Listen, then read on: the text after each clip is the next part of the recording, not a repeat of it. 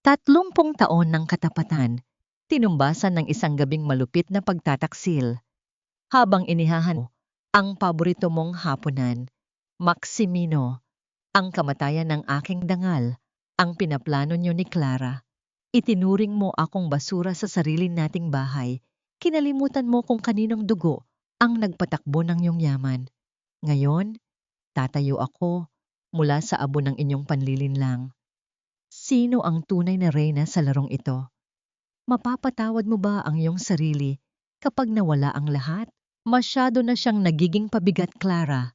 Isang pirma na lang sa mga papeles na inihanda ng doktor at maililipat na natin siya sa isang pasilidad sa Tagaytay. Doon, hindi na siya makakahadlang sa mga plano natin sa Imperial Shipping. Ang boses na yon, ang boses ni Maximino na puno ng lamig at kawalan ng pakiramdam, ay tila isang matalim na balaraw na bumaon sa puso ni Elena. Nakatayo siya sa labas ng sarado nilang pintuan. Ang kanyang mga kamay ay nanginginig habang hawak ang isang tray ng bagong timplang salabat. Amoy na amoy pa ang sariwang luya na maingat niyang binalatan at nilaga sa loob ng isang oras dahil lamang dumaing ang kanyang asawa ng pananakit ng lalamunan kaninang umaga. Ang bawat patak ng pawis ni Elena sa kusina ay alay para sa kaginhawaan ng lalaking ito na 30 taon niyang pinagsilbihan ng higit pa sa kanyang sarili. Pero paano ang mga ari-arian? Ang malanding hagik-gik ni Clara ang sumunod na narinig ni Elena. Sigurado ka bang hindi siya magdududa? Matalino ang asawa mo, Max. Matalino? Elena is just a ghost of her father's legacy, Clara. Isang matandang babaeng wala ng silbi, kundi ang magpanggap na reyna sa bahay na ito. She's too fragile, too emotional. Madaling palabasin na nawawala na siya sa sariling huwisyo dahil sa labis na stress.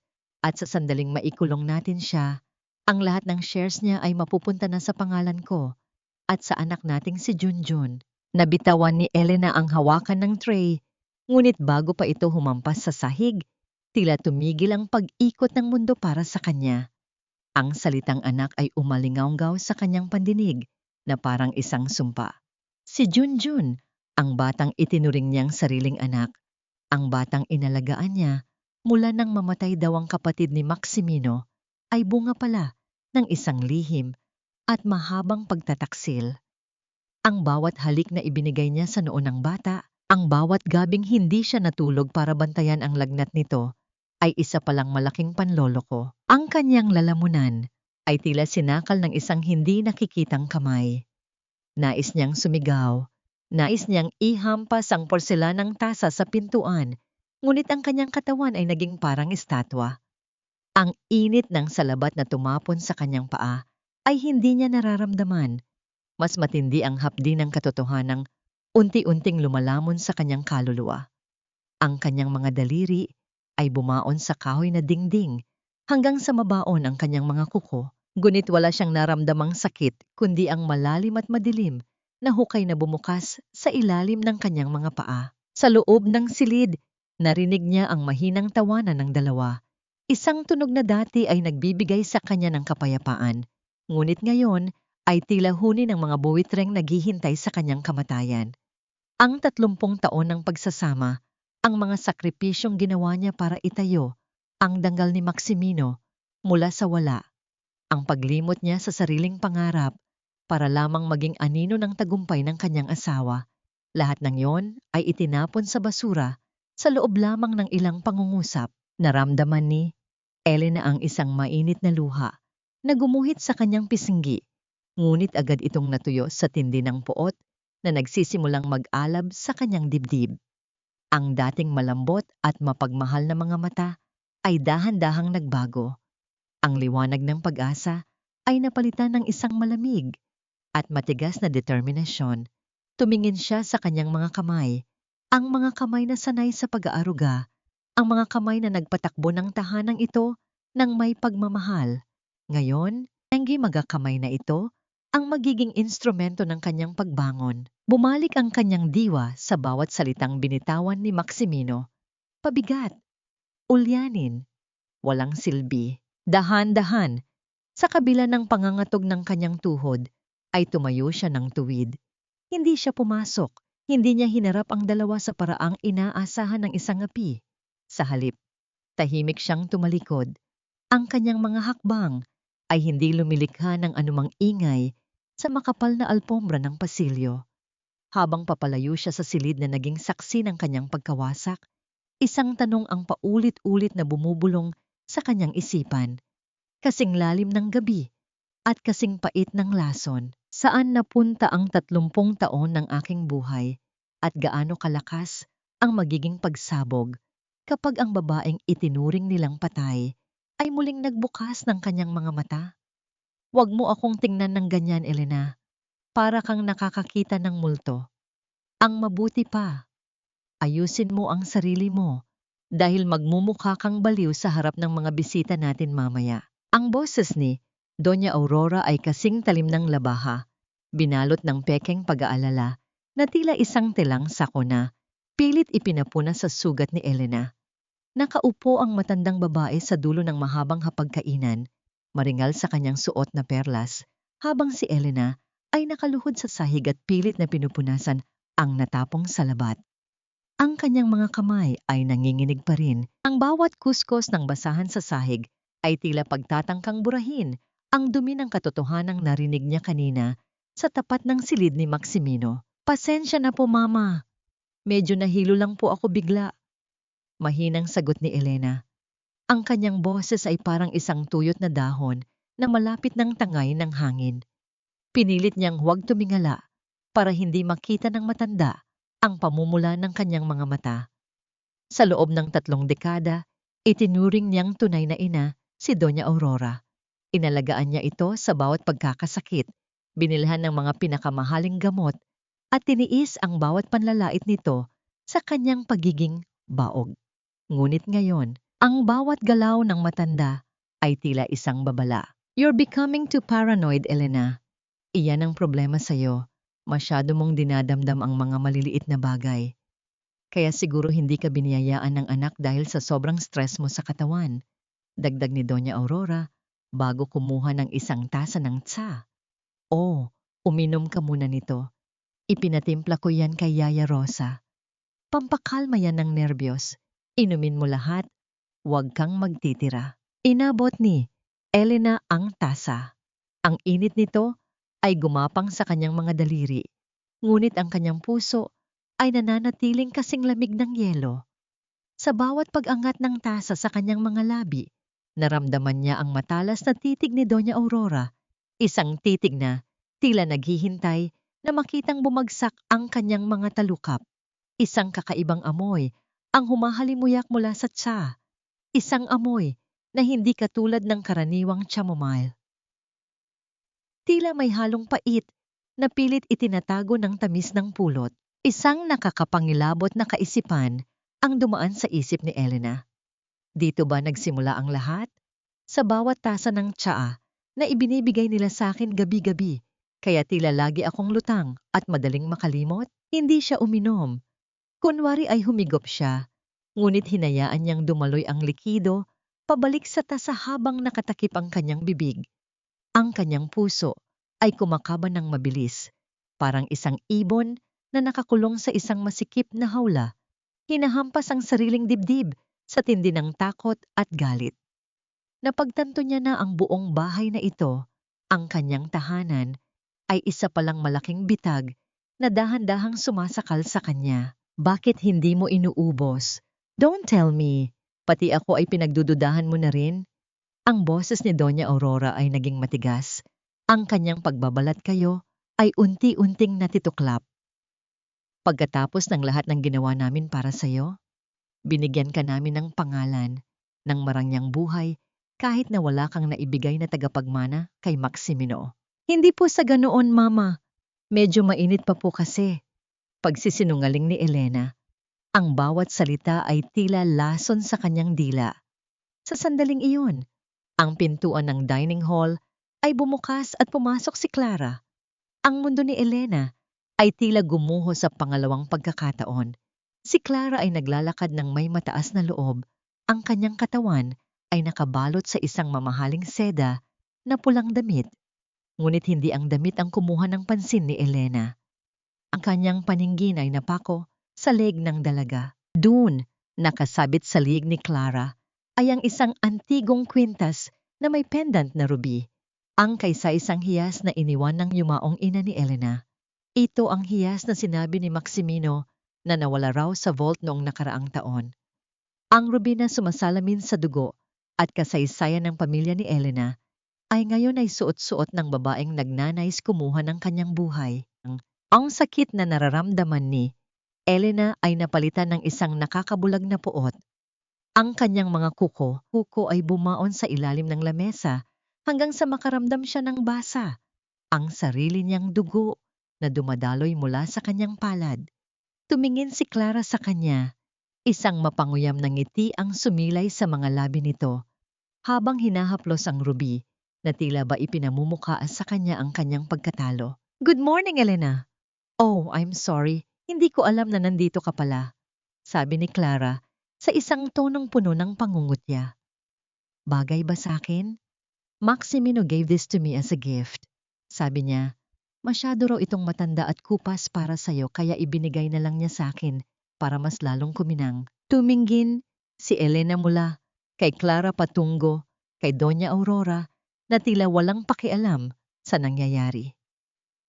Sa loob ng katahimikan ng silid, isang bagong Elena ang isinisilang mula sa mga abo ko kanyang pagkawasak. Ang kanyang boses ay hindi na nanginginig, ginginig nang muli siyang magsalita. Bagkus ay naging kasing lamig ito ng bakal. Bagay sa'yo, Clara, dahil ang mga bagay na ninanakaw ay madalas na mas kuminang sa simula. Bago ito tuluyang maging abo. Napatigil ang dalawa sa kakaibang tono ng pananalita ni Elena. Ngunit bago pa sila makasagot, isang malakas na tunog ng pagbagsak ng plato ang narinig mula sa kusina at ang boses ni Maximino ay umalingaw-ngaw mula sa pasilyo. Tinatawag ang pangalan ni Clara nang may lambing na kailanman ay hindi na narinig ni Elena. Ano ang kayang gawin ni Maximino sa harap mismo ng kanyang asawa at hanggang kailan kayang magpanggap ni Elena na wala siyang nalalaman bago siya tuluyang lamunin ng sarili niyang galit. Ang bawat hakbang ni Elena paakyat sa hagdan patungo sa atiko ay tila pagbuhat ng 1 toneladang bakal. Ang kanyang mga binti ay nangangatog, hindi dahil sa pagod, kundi dahil sa bigat ng mga lihim na ngayon ay pasan-pasan niya. Iniwan niya sina Clara at Doña Aurora sa dining hall na tila mga buwitreng nagpipista sa isang bangkay na hindi pa lubos na namamatay. Sa bawat baitang, ang mga alaala ng kanyang ama, si Don Eduardo, ay bumabalot sa kanya. Ang kanyang matikas na tindig, nangyamoy ng tabako at lumang libro, at ang kanyang huling bilin bago ito pumanaw 15 taon na ang nakalilipas. Elena, Imperial Shipping ay hindi lamang kumpanya. Ito ay dugo at pawis ng ating mga ninuno. Huwag mong hahayaan na ang mga buwaya ang maghari. Sa karagatan na tayo ang nagtatag. Madalas itong sabihin ng kanyang ama. Nung mga panahong yon, inakala ni Elena na ang buwaya ay ang mga kalaban sa negosyo. Hindi niya alam na ang pinakamalaking panganib ay ang lalaking pinatuloy niya sa sariling kama. Nakarating siya sa pintuan ng atiko, ang bahaging ito ng mansyon na matagal nang kinalimutan ng lahat. Ang hangin dito ay puno ng amoy ng alabok at nabulok na kahoy. Sa gitna ng mga lumang muebles na natatakpan ng puting tela, tila mga multo ng nakaraan na nagmamasid sa kanya. Sa isang sulok, nakita niya ang isang lumang cabinet na gawa sa nara, ang tanging bagay na hindi ipinalipat ni Maximino dahil sa bigat nito. Ma'am Elena, napatalon si Elena sa gulat. Isang matandang babae ang nakatayo sa may pintuan. May hawak na platera, si Yaya Rosa. Ang kanyang buhok ay kasing puti na ng bulak at ang kanyang mga mata ay puno ng lungkot na tila matagal na niyang kinikimkim. Yaya, bakit ka nandito? Tanong ni Elena. Pilit na itinataguan ka ba? Lumapit ang matanda at hinawakan ang nanginginig na kamay ni Elena. Ang gas-gas na balat ng Yaya ay nagbigay ng isang pamilyar na init na matagal nang hindi nararamdaman ni Elena mula sa kanyang asawa. Ma'am, Alam ko po ang naririnig nyo kanina. Matagal ko na pong gustong sabihin sa inyo, pero tinakot po ako ni Sir Maximino. Sabi niya, itatapon niya ako sa kalsada kapag nalaman niyo ang tungkol kay Clara at sa bata. Napapikit si Elena. Ang sakit ay muling humiwa sa kanyang dibdib. Bakit, Yaya? Bakit kailangang umabot sa ganito? Dahil ang inggit ay parang anay, ma'am. Kinakain nito ang poste hanggang sa gumuho ang buong bahay. Bulong ni Yaya Rosa habang iniabot ang isang maliit na susi na nakatago sa loob ng kanyang bulsa. Ito po ang ibinigay sa akin ni Don Eduardo bago siya bawian ng buhay.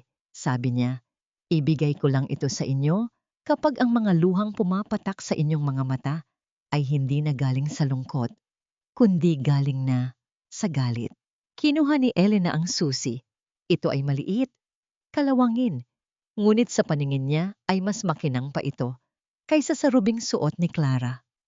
Gamit ang susi, binuksan niya ang isang lihim na lasi sa ilalim ng cabinet. Doon, nakatago ang isang maliit na vault na gawa sa matigas na bakal. Sa loob ng vault, natagpuan ni Elena ang isang makapal na envelope na kulay kape. Nang buksan niya ito, isang liham ang bumungad sa kanya, nakasulat sa sulat kamay ng kanyang ama. Ang bawat salita ay tila isang tinig mula sa kabilang buhay na nagbibigay sa kanya ng lakas. Para sa aking nag-iisang anak, Elena, kung binabasa mo ito, ibig sabihin ay dumating na ang bagyong kinakatakutan ko. Ang tiwala ay isang regalo, ngunit ang bulag na tiwala ay isang lason. Huwag mong kakalimutan ang kasunduang pinapirmahan ko kay Maximino bago kayo ikasal. Ang Imperial Shipping ay hindi kailanman magiging kanya hanggat ang dugong dumadaloy sa iyong mga ugat ay nananatiling matatag. Hanapin mo si Atty. Castro.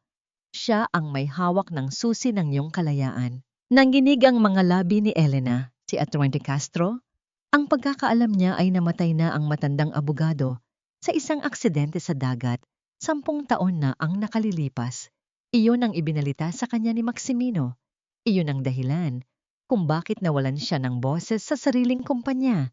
Dahil ang tanging taong nakakaalam ng mga legal na dokumento ay nawala na raw. Biglang bumasag sa katahimikan ng atiko ang matinis na tunog ng isang mobile phone na nakatago sa loob ng vault. Isang lumang modelo ng telepono, ngunit puno ang baterya nito. Nanlaki ang mga mata ni Elena nang makita ang screen. Isang hindi kilalang numero ang tumatawag. Nanginginig ang kanyang kamay nang sagutin niya ito. Hello? Isang malalim at pamilyar na boses ng isang matandang lalaki ang sumagot mula sa kabilang linya. Isang boses na tila nanggaling sa ilalim ng lupa, puno ng awtoridad at misteryo. Elena, anak. Matagal kitang hinintay na magising. Huwag kang lilingon at huwag kang gagawa ng ingay. Ang mga dingding ng bahay na yan ay may mga tainga. Magkita tayo sa simbahan ng Quiapo bukas ng 5:00 ng madaling araw. Oras na para bawiin ang lahat ng ninakaw sa'yo. Napatitig si Elena sa kawalan habang unti-unting namamatay ang linya. Ang kanyang ama ay hindi siya iniwang mag-isa. Sa gitna ng dilim at alabok ng atikong yon, isang mitsa ng pag-asa ang nagsimulang magapoy. Ngunit paano siya makakalabas ng mansyon nang hindi nalalaman ni Maximino? Gayong bawat sulok ng bahay ay binabantayan ng mga mata ng kanyang kaaway? Ang mansyon ng mga Imperial ay muling nabalot ng liwanag at ingay. Ngunit para kay Elena, ang bawat kislap ng chandelier ay tila mga matatalim na bubog na nagnanais sumiwa sa kanyang balat.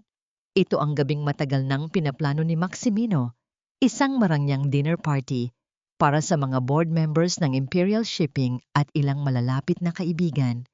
Ang amoy ng mamahaling steak at alak ay humahalimuyak sa hangin kasabay ng tunog ng mga kubyertos na tumatama sa porselana at ang halakhakan ng mga bisitang walang kamalay-malay sa dumi sa loob ng bahay na ito. Elena, darling, bakit ka nakatayo lang dyan?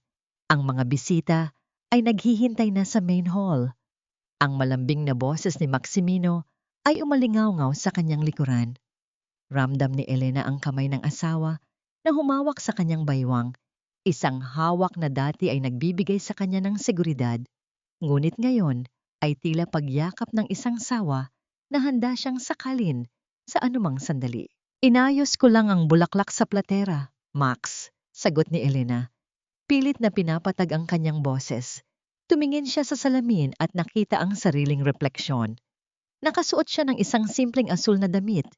Kupas na kung ikukumpara sa nakakasilaw na gintong bestida na suot ni Clara na ngayon ay abala sa pakikipag-usap sa mga negosyante sa gitna ng hall. Mabuti pa, maupo ka na lang sa isang tabi. Baka bigla ka na namang mahilo at mapahiya tayo sa harap nila. Bulong ni Maximino, ang kanyang mga labi ay malapit sa tainga ni Elena, pero ang kanyang mga mata ay nakapako kay Clara. I'll tell the guests you're not feeling well. Common knowledge naman na mabilis ka nang mapagod lately. Dahan-dahang inayos ni Elena ang kurbata ni Maximino, isang gawing nakasanayan na niya sa loob ng 30 taon. Ang bawat haplos ng kanyang daliri sa tela ay puno ng miama.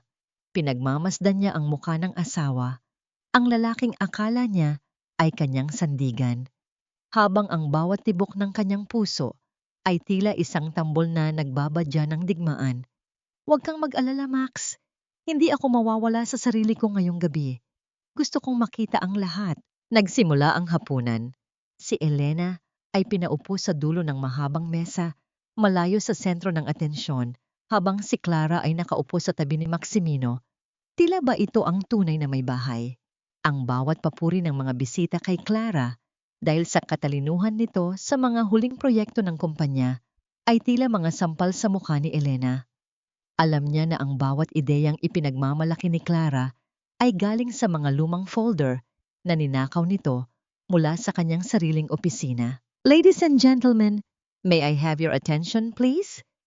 Tumayo si Maximino habang itinataas ang kanyang baso ng champagne.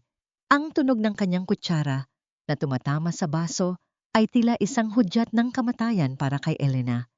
Tonight is not just about celebrating our success. It's about the future of Imperial Shipping, as my wife Elena is currently facing some health challenges and needs more time to rest. Isang mahinang unggol ng pagkagulat at awa ang narinig mula sa mga bisita. Tumingin sila kay Elena na nang may halong pandidiri at habag. Tila ba isa siyang maruming basahan na dapat nang itapon. Naramdaman ni Elena ang matalas na sipa ni Doña Aurora sa ilalim ng mesa, isang babala na huwag siyang gagawa ng eksena. I am officially appointing Clara de Vega as the new Executive Vice President of the company. Pagpapatuloy ni Maximino, ang kanyang boses ay puno ng kapangyarihan. Siya ang hahawak ng lahat ng tungkulin na dati ay nasa ilalim ng aking asawa. She has the vision and the energy that we need right now. Nagpalakpakan ang lahat. Si Clara ay tumayo ng may malawak na ngiti. Ang rubing kwintas sa kanyang leeg ay tila nanunuya sa bawat kurap ng mata ni Elena. Sa gitna ng ingay ng palakpakan at bati ng mga tao, tanging si Elena ang nanatiling tahimik. Ang kanyang paningin ay nakapako sa kanyang plato na hindi man lang niya nagalaw. Are you okay, Elena? Mukhang totoo nga ang sabi ni Maximino. Tila lumilipad na ang isip mo. Ang boses ni Doña Aurora ay puno ng pangungutya habang humihigop ng alak. Hindi sumagot si Elena. Sa halip, tumingin siya kay Maximino na ngayon ay nakikipag-toast kay Clara. Ang kanilang mga braso ay magkadikit. Ang kanilang mga mata ay nag-uusap ng mga bagay na tanging mga trader lamang ang nakakaalam. Isang mapait na ngiti ang sumilay sa mga labi ni Elena. Isang ngiting hindi nakita ng sino man sa loob ng silid na yon. Congratulations, Max! Bulong ni Elena sa sarili. Ang kanyang boses ay nalunod sa ingay ng kasiyahan. Dahil sa gabing ito, ibinigay mo sa akin ang pinakamalakas na dahilan para durugin ka ng walang tira. Habang ang lahat ay abala sa pagbati sa bagong VP, isang katulong ang lumapit kay Elena at may iniabot na isang maliit na piraso ng papel. Nanlaki ang mga mata ni Elena nang mabasa ang nakasulat. Huwag kang iinom ng tubig sa baso mo. May naglagay ng gamot. YR. Mabilis na tumingin si Elena sa kanyang baso ng tubig na kanina pa niya gustong inumin dahil sa panunuyo ng kanyang lalamunan. Sino ang naglagay niyon? Si Maximino ba? O ang biyanan niyang si Aurora? Ang kanyang kamay ay nanginginig habang dahan-dahang ibinababa ang baso, ngunit sa sobrang kaba ay nasagi niya ito, dahilan upang tumapon ng tubig sa mamahaling bestida ng isang maimpluwensyang board member na katabi niya. Napasinghap ang lahat. Ang katahimikan ay tila isang mabigat na kumot na bumalot sa buong hall. Tumingin si Maximino kay Elena. Ang kanyang mukha ay namumula sa galit at kahihiyan, habang si Clara ay nagtakip ng bibig na tila ba hindi makapaniwala sa kaguluhan na ginawa ng asawa. Elena, what have you done? Sigaw ni Maximino. Ang kanyang boses ay tila isang kulog na yumanig sa buong mansyon. Ano, Angie, gagawin ni Maximino sa harap ng mga bisita upang patunayan na si Elena ay tuluyan ng nawawala sa sarili? At paano makakatakas si Elena sa bitag na ito nang hindi na ilalantad ang kanyang natitirang alas? Ipagpaumanhin ninyo, mukhang totoo nga ang sinasabi ko. Hindi na kinakaya ng asawa ko ang dami ng tao. Ang boses ni Maximino ay puno ng maling pagkahiya habang pilit nang ngumingiti sa mga bisita. Hinawakan niya ng mahigpit ang Elena, isang hawak na nag-iwan ng pulang marka sa balat ng asawa at pilit itong itinayo. Hahatulan na muna natin ang gabing ito para sa kanya. Clara, please take over. Ako na ang bahala rito. Dinala ni Maximino si Elena sa kanilang silid at sa sandaling sumara ang pinto, ang mapagkunwaring lambing ay napalitan ng isang nakakapanginig na puot. Ano ba ang nangyayari sa iyo, Elena? Gusto mo ba talagang ipahiya ako sa harap ng board? You look like a fool out there. Hindi sumagot si Elena. Nanatili siyang nakayuko, hinahayaan ang bawat mura at panlalait ng asawa na dumaan sa kanyang pandinig nang hindi tumatago sa kanyang puso. Pinapanood niya ang sariling mga kamay na nanginginig, hindi dahil sa takot, kundi dahil sa matinding pagtitimpi. Pasensya na, Max. Nahilo lang talaga ako. Siguro, kailangan ko na nga talagang magpahinga sa Tagaytay gaya ng sabi mo. Napatigil si Maximino. Ang galit sa kanyang muka ay napalitan ng isang mapanuring tingin. Mabuti at natauhan ka na. Bukas na bukas, ipapaayos ko ang mga papeles mo. Matulog ka na. Nang lumabas si Maximino, ang katahimikan ng silid ay tila naging isang malaking bitag, ngunit hindi natulog si Elena. Hinintay niya ang pagpatak ng 4:00 ng madaling araw, ang oras kung kailan ang lahat sa mansyon ay mahimbing ng nahihimbing, kabilang na ang mga gwardyang binayaran ni Maximino para bantayan siya. Gamit ang itim na balabal at ang lumang telepono, tahimik na lumabas si Elena sa bintana ng silid-aklatan sa silong. Ang bawat kaluskos ng mga dahon sa hardin at ang malamig na simoy ng hangin ay tila mga babala. Ngunit ang apoy sa kanyang dibdib ang nagtulak sa kanya na magpatuloy. Sumakay siya sa isang lumang taxi na kanina pa naghihintay sa labas ng gate, isang tulong mula kay Yaya Rosa. Sa simbahan ng Quiapo tayo, kuya. Bulong niya sa driver. Ang loob ng simbahan ay madilim at puno ng amoy ng kandila at sampagita. Sa gitna ng katahimikan, isang anino ang lumitaw mula sa likod ng isa sa mga malalaking haligi. Isang matandang lalaki na may hawak na tungkod. Ang mukha ay puno ng mga guhit ng panahon, ngunit ang mga mata ay nananatiling matalas. Si Atty. Castro. Elena, ang anak ng aking matalik na kaibigan. Ang boses ng abogado ay tila isang pamilyar na himig mula sa kanyang kabataan. Akala ko ay tuluyan ka ng nilamon ng anino ni Maximino. Atty. Castro, totoo po ba ang sinabi ni Papa sa liham? Mabilis na tanong ni Elena. Ang kanyang mga mata ay nagsisimulang mangilid ng luha. Inilabas ng abogado ang isang kupas, ngunit maayos na dokumento. Ang lagda ni Maximino at ang tatak ng kumpanya ay malinaw na nakaukit doon. Ito ang moral clause ng inyong prenuptial agreement. Isang dokumentong personal na ipinagawa ni Don Eduardo bago kanya ipaubaya sa lalaking iyon.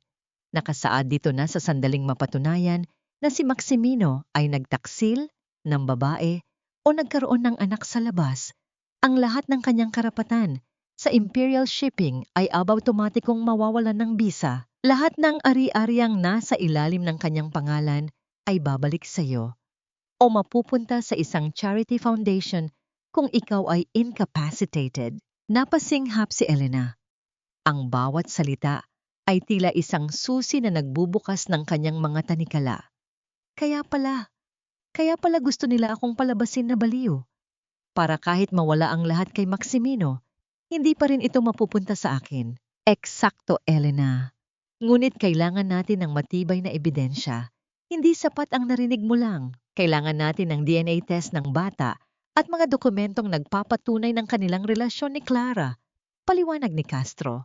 At kailangan mong magmadali bago kanila tuluyang maikulong sa pasilidad na yon. Bumalik si Elena sa mansion bago pa sumikat ang araw. Ngunit nang dahan-dahan siyang pumasok sa bintana ng silid-aklatan, biglang bumukas ang ilaw. Ang tunog ng switch ay tila isang putok ng baril sa katahimikan ng gabi. Doon, nakatayo sa gitnain ng silid ay si Maximino. Hawak niya ang isang baso ng alak. Ang kanyang muka ay madilim at puno ng paghihinala. Pinagmamasdan niya ang maputik na sapatos ni Elena at ang basang balabal nito. Saan ka nanggaling, Elena? Ang tanong ni Maximino ay parang isang hagupit ng latigo. Sabi ko sa iyo, kailangan mo ng pahinga.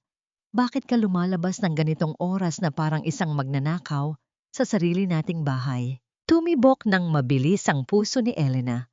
Ang envelope ni Atty. Castro ay nakatago sa loob ng kanyang damit. Tila ba ito ay nagbabaga sa kanyang balat? Paano niya maipaliliwanag ang kanyang pagkawala nang hindi nalalantad ang kanyang huling alas, lalo na't ang galit sa mga mata ni Maximino ay tila handa ng sumabog? Hindi ka ba makapagsalita, Elena? O sadyang wala ka nang maisip na idadahilan dahil huli ka na sa akto? Ang boses ni Maximino ay puno ng malisya habang dahan-dahan siyang lumalapit sa asawa. Ang bawat hakbang niya ay tila tunog ng isang orasan na nagbibilang ng nalalabing sandali ng kalayaan ni Elena. Ang amoy ng alak sa kanyang hininga ay humahalo sa lamig ng silid-aklatan na nagbibigay ng isang nakakasulasok na pakiramdam. Napahigpit ang hawak ni Elena sa sobrang nakatago sa ilalim ng kanyang balabal. Ramdam niya ang talim ng bawat kanto ng papel na tila humihiwa sa kanyang balat. Kailangan niyang mag-isip ng mabilis. Sa sandaling ito, ang katotohanan ang kanyang pinakamalaking kaaway. Kung malalaman ni Maximino na buhay si Atty. Castro, hinding-hindi na siya makakalabas ng bahay na ito ng buhay. Max, nakita ko siya. Bulong ni Elena. Ang kanyang boses ay nanginginig. Hindi dahil sa takot, kundi bilang bahagi ng isang planong ngayon lang nabuo sa kanyang isipan. Pinanatili niyang nakatitig ang kanyang mga mata sa kawalan. Tila ba may nakikita siyang hindi nakikita ng asawa. Si Papa. Nandoon siya sa ilalim ng puno ng mangga. Tinatawag niya ako. Napatigil si Maximino. Ang galit sa kanyang muka ay biglang napalitan ng isang mapanuyang ngiti. Ito ang ebidensyang kailangan niya.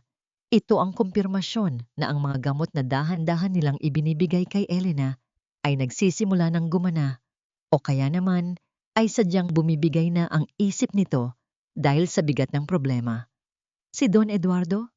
Elena, 10 taon nang patay ang tatay mo. Masyado ka nang nadadala ng pagod mo. Hindi, Max. Totoo siya. Sabi niya, may kinuha raw kayo sa kanya.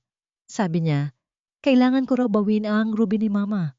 Pagpapatuloy ni Elena habang sinisimulan niyang itapon ang mga libro mula sa estante. Ang tunog ng mga bumabagsak na aklat sa sahig ay naglikha ng isang kaguluhan sa loob ng silid. Nasaan ang ruby, Max? Nasaan ang tatay ko? Tama na yan, Elena. Sigaw ni Maximino habang mabilis na hinawakan ang magkabilang balikat ng asawa at nyugyog ito ng malakas. Ang sakit ay gumapang sa katawan ni Elena, ngunit tiniis niya ito. Sa gitna ng kaguluhan, habang abala si Maximino sa pagpigil sa kanyang pagwawala. Dahan-dahang isiningit ni Elena ang sobre sa likod ng isang makapal at lumang encyclopedia na bihirang galawin ng sinuman. "You're totally losing it," bulong ni Maximino. Ang kanyang mga mata ay nagniningning sa tuwa sa likod ng pagkukunwaring pag-aalala. "See? I was right. You need professional help, Elena. Hindi ko na kayang panoorin kang nagkakaganyan." Bumukas ang pinto ng silid-aklatan at pumasok si Doña Aurora na tila ba kanina pa nakikinig sa labas. "Ano ang nangyayari rito? Maximino, sinasabi ko na sa'yo, lumalala na ang kondisyon niya. Baka saktan na niya tayo sa susunod." "Wag po, Mama. Wag niyo po akong ilayo rito." Pagmamakaawa ni Elena habang dahan-dahang lumuluhod sa harap nila. Ang kanyang pag-arte ay sadyang napaka-epektibo na maging siya ay nararamdaman ang pait ng sariling mga salita. Sa kanyang isipan, ang bawat luhang pumapatak ay para sa 30 taon niyang pagkabulag. "Dalhin mo na siya sa taas, Max. Ako na ang magliligpit dito," utos ni Doña Aurora. Pilit na itinayo ni Maximino si Elena at inakay palabas. Habang naglalakad sila sa pasilyo, nakita ni Elena si Clara na nakatayo sa dulo, nakasuot ng isang manipis na pantulog. Ang kanyang mga mata ay puno ng tagumpay. Nang makalagpas sila, narinig ni Elena ang mahinang bulungan ni na Maximino at Clara. Isang bulungan na nagpatigil sa tibok ng kanyang puso. "Is the room ready in Tagaytay?" tanong ni Clara. "Yes, in 2 days, she's gone for good," sagot ni Maximino. Nang makapasok sa kanilang master bedroom, iniwan ni Maximino si Elena at mabilis na lumabas para bumalik kay Clara. Hindi nakaligtas sa pandinig ni Elena ang tunog ng paglock ng pinto mula sa labas. Ikinulong na siya. Ang kanyang silid na dati ay simbolo ng kanilang pagmamahalan ay naging isang malamig na selda. Lumapit si Elena sa bintana at tumingin sa labas, sa madilim na karagatan kung saan naglalayag ang mga barko ng Imperial Shipping. Ang kanyang mukha na kanina ay puno ng kalituhan ay naging kasing matigas ng bato. 2 araw. Yun na lamang ang natitirang oras niya para makuha ang DNA ni Junjun at patunayan ang pagtataksil bago siya tuluyang mawala sa mundo. Ngunit paano siya makakakuha ng ebidensya kung ang tanging pinto patungo sa kanyang kalayaan ay nakakandado at ang bawat kilos niya ay binabantayan na ngayon ng mga taong nagnanais siyang mamatay? Ang bawat tibok ng orasan sa dingding ng kanyang silid ay tila bawat patak ng dugo mula sa isang sugat na ayaw maghilom. Nakaupo si Elena sa gilid ng kama. Ang kanyang mga kamay, na dati ay makinis at puno ng pangarap, ngayon ay magaspang na at tila wala ng buhay. Sa gitna ng kadiliman, isang lumang litrato ang hawak niya. Isang litratong kinuha 30 taon na ang nakalilipas doon. Makikita ang isang batang Elena, punong-puno ng sigla, suot ang kanyang graduation toga bilang magna cum laude ng isang prestihiyosong universidad sa pagnenegosyo. "Sayang ang ganda at talino mo, Elena. Bakit mo ipinagpalit ang lahat para sa isang lalaking walang pangalan?" Iyon ang tinig ng kanyang ama na tila humahagupit sa kanyang gunita. Gunit para kay Elena noon, si Maximino ang kanyang mundo. Isang mahirap na binata na may malaking pangarap. Isang lalaking nangakong mamahalin siya hanggang sa huling hininga. Para kay Maximino, tinalikuran ni Elena ang pagkakataong mamuno sa Imperial Shipping sa murang edad. Hinayaan niyang ang asawa ang maging mukha ng kumpanya habang siya ang tahimik na utak sa likod ng bawat tagumpay. Siya ang nagpupuyat sa pag-aayos ng mga buhol-buhol na account, siya ang humaharap sa mga galit na kliyente, at siya ang nagsakripisyo ng sariling kalusugan para lamang umangat ang pangalan ni Maximino. Dahan-dahang hinaplos ni Elena ang kanyang tiyan. Ang pinakamasakit na sugat sa lahat ay ang sugat na hindi nakikita. Naalala niya ang gabing iyon. 25 taon na ang nakalilipas, ang gabing nawala ang kanilang panganay. "I'm sorry, Ma'am Elena. Masyado pong mahina ang inyong katawan Dahil sa labis na pagtatrabaho at stress, hindi po kinaya ng bata. Ang sabi ng doktor noon na tila naging hatol ng kamatayan sa kanyang pagiging ina. Mula noon, hindi na siya muling nagdalang tao. At mula noon, ang bawat araw ni Elena ay naging isang impyerno sa kamay ni Doña Aurora. Ang biyena na dati ay mabait ay naging isang halimaw na walang ibang ginawa, kundi ipamukha sa kanya na siya ay isang tuyong sanga na walang silbi sa pamilya. Kung hindi ka baog, sana ay may tagapagmana na ang anak ko. You are a curse to this family, Elena. Ang madalas na sumbat ni Aurora sa kanya habang sa pilitan siyang pinapainom ng mga toniko na lalong nagpapahina sa kanyang isip at katawan. Isang matinding panginginig ang bumalot kay Elena nang mapagtanto niya ang isang bagay.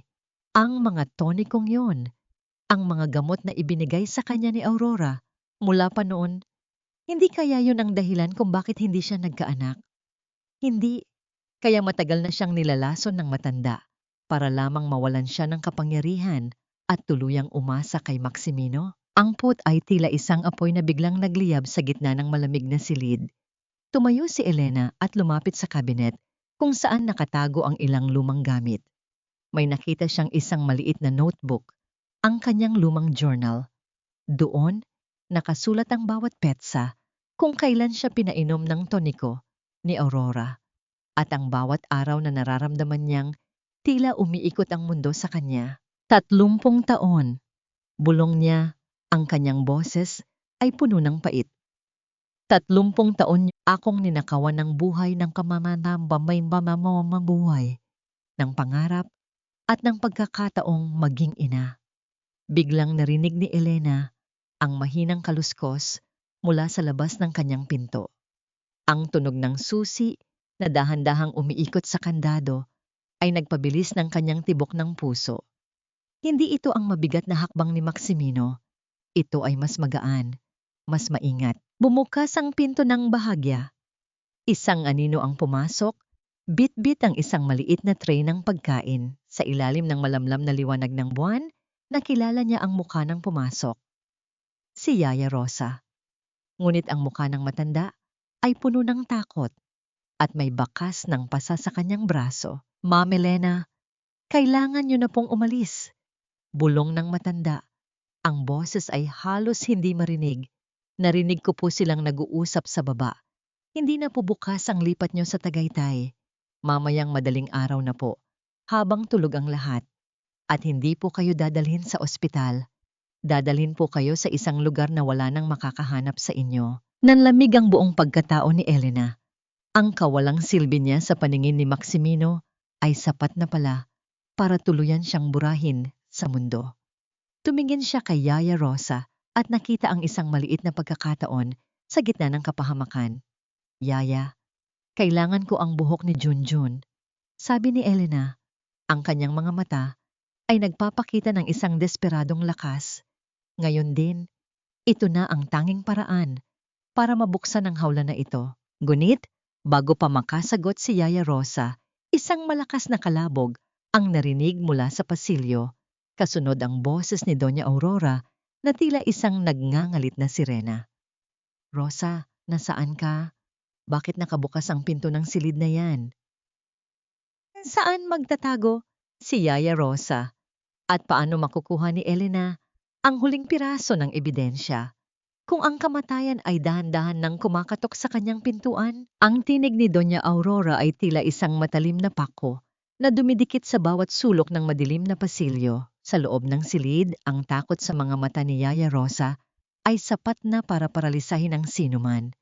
Mabilis na itinuro ni Elena ang ilalim ng kanyang kama at nang walang pag-aalinlangan, gumapang ang matanda patungo sa madilim na puwang na yon. Bit-bit ang tray ng pagkain na nanginginig pa rin ang mga kubyertos. Bumukas ang pinto ng marahas. Ang liwanag mula sa pasilyo ay tumama sa mukha ni Elena na tila isang interogasyon. Doon, nakatayo si Doña Aurora. Ang kanyang mukha ay puno ng hinala, habang ang kanyang mga mata ay lumilibot sa bawat sulok ng silid na parang isang gutom na lawin. Elena, bakit bukas ang pinto mo? At sino ang kinakausap mo rito? Tanong ng matanda. Ang kanyang boses ay puno ng pagmamalupit. Ang tatay ko, mama. Nandoon siya sa bintana. Mahinang sagot ni Elena. Ang kanyang boses ay walang buhay habang nakaturo sa dilim. Pinanatili niya ang kanyang pagkukunwari. Kahit na ang bawat himay-may ng kanyang puso ay nagnanais na sumigaw ng katotohanan. Lumapit si Aurora at tining na ng bintana.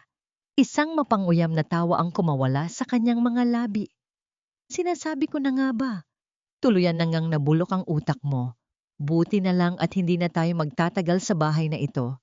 Tumingin ang matanda sa sahig at sa isang iglap, tila tumigil ang paghinga ni Elena. Nakita ni Aurora ang isang maliit na butil ng kanin na nahulog mula sa tray ni Yaya Rosa. Dahan-dahang yumuko ang matanda para suriin ito. Ngunit bago pa siya makatuklas ng anuman, isang malakas at baritonong boses ang umalingaw mula sa pinto. Doña Aurora, hinahanap na po kayo ni Sir Maximino sa baba. Dumating na po ang mga sasakyang kukuha sa mga kagamitan. Isang lalaki ang nakatayo sa may pinto. Matangkad, may malapad na balikat, at may mga matang tila nakasaksi na ng maraming bagyo sa karagatan. Si Mateo. Siya ang pinuno ng seguridad ng mga imperial, ang lalaking kinuha ni Maximino dahil sa kanyang reputasyon bilang isang tapat na sundalo. Ngunit ang hindi alam ni Maximino, si Mateo ay nagsimula bilang isang batang bodyguard ng ama ni Elena, si Don Eduardo. Tumingin si Aurora kay Mateo, halatang naiinis sa pagkakaantala. Sige, susunod na ako. Bantayan mo ang babaeng ito, Mateo. Huwag mong hahayaang lumabas ng silid na yan. Nang makaalis si Aurora, nanatili si Mateo sa may pinto. Tumingin siya kay Elena, isang tingin na hindi puno ng pangungutya, kundi ng isang lihim na paggalang. Dahan-dahan niyang isinara ang pinto, ngunit bago ito tuluyang mag-lock, humakbang siya nang bahagya papasok. Ma'am Elena, bulong niya, ang kanyang boses ay puno ng katapatan. Hindi ako naririto para sa kanila. Naririto ako dahil kay Don Eduardo. Alam ko po ang lahat.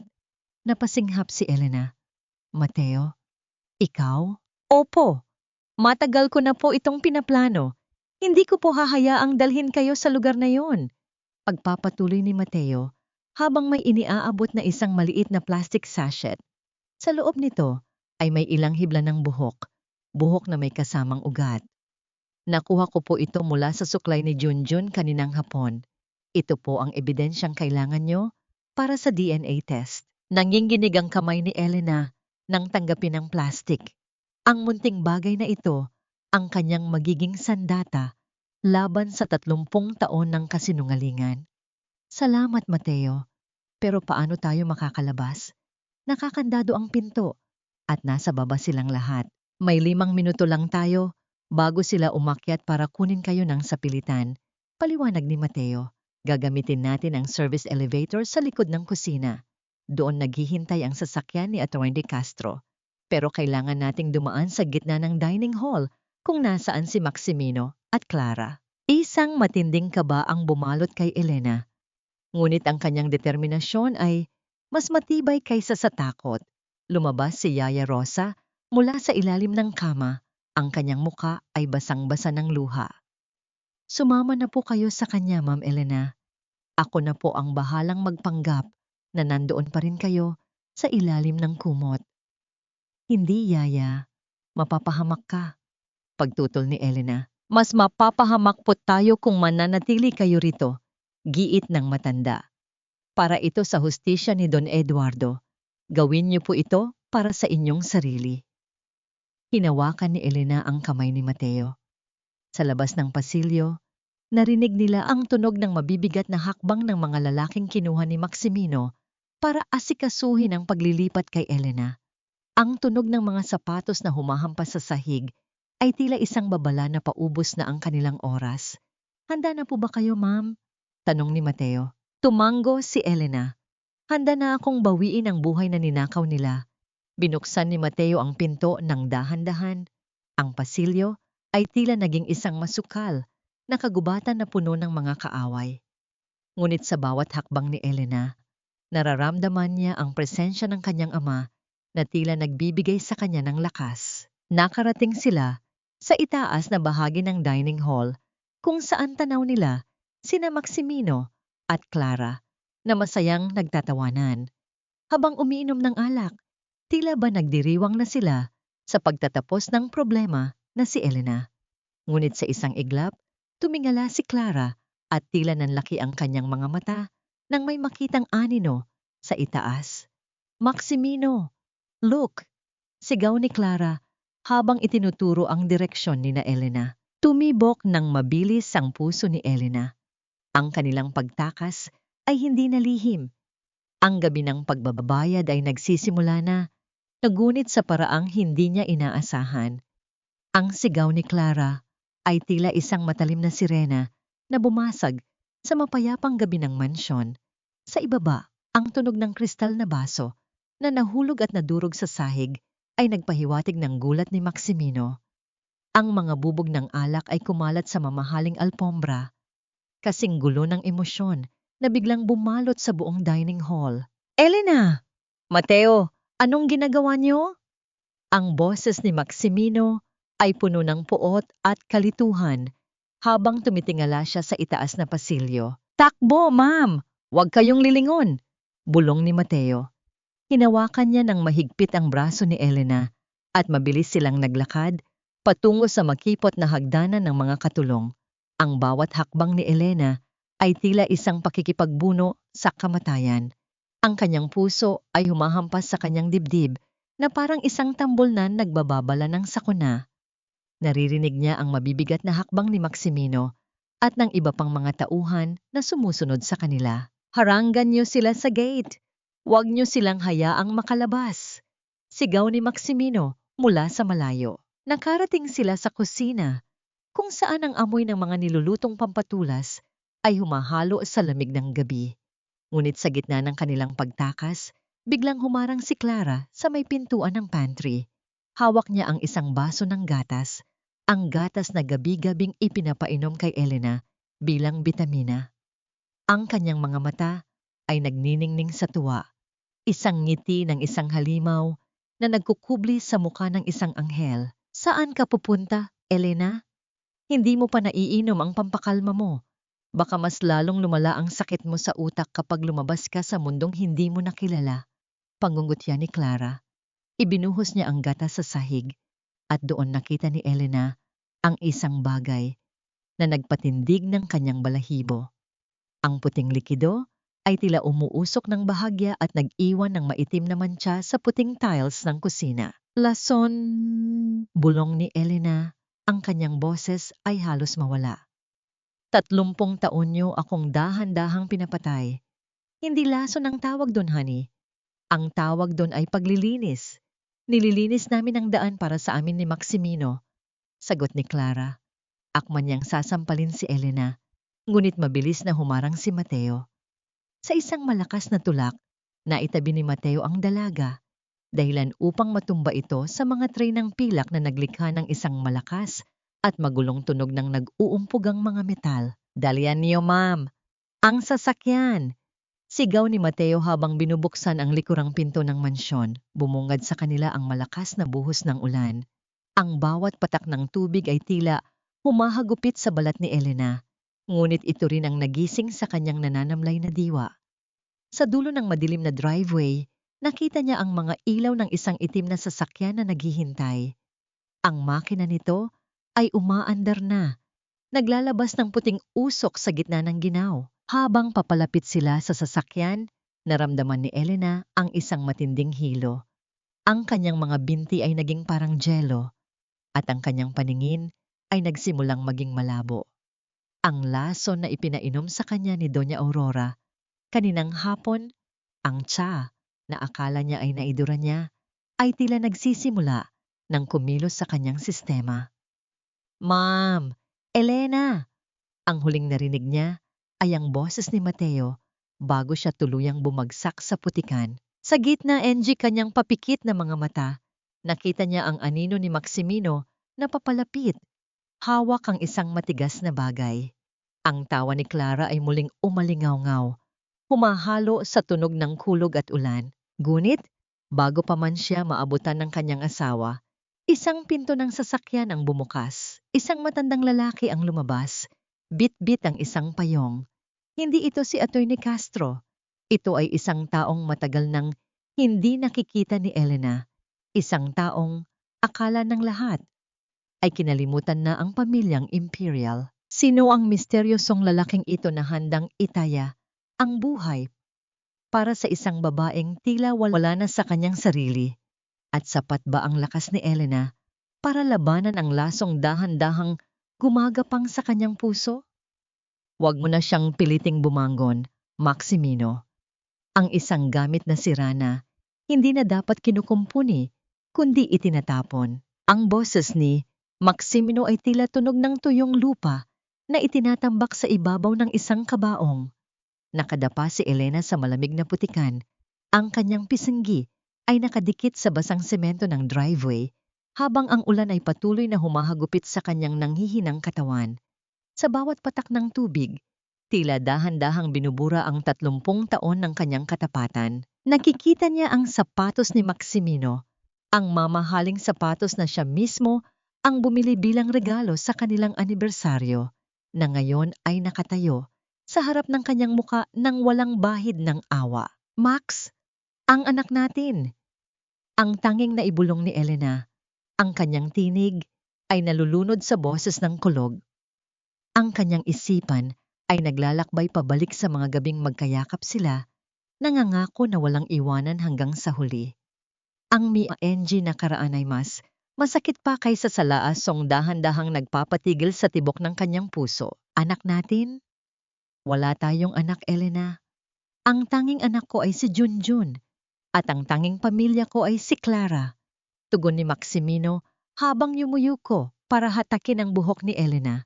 Napadaing ang babae sa sakit, ngunit ang kanyang katawan ay tila naging parang mabigat na bato na hindi na niya kayang igalaw. Ibinigay mo sa akin ang lahat, Elena. Ang Imperial Shipping, ang mansyong ito, at ang dangal mo. At ngayon, ibibigay mo rin sa akin ang huling piraso ng iyong kapangyarihan. Inilabas ni Maximino ang isang papel mula sa kanyang Amerikana, ang Power of Attorney na pilit niyang pinapirmahan kay Elena noong nakaraang linggo. Dahil sa pirma mo rito, legal na akong may-ari ng lahat. At ikaw, mamamatay ka isang baliw sa paningin ng mundo. I'm doing this for your own good, para hindi mo na maramdaman ang sakit ng pagiging talunan. Ngunit, bago pa man mahawakan ni Maximino ang balikat ni Elena, para kalad ka rin ito pabalik sa loob. Ang liwanag ng mga headlight ng itim na sasakyan ay tumama ng diretso sa kanyang mga mata. Isang matipunong anino ang humarang sa pagitan nila. Bitawan mo siya, Maximino.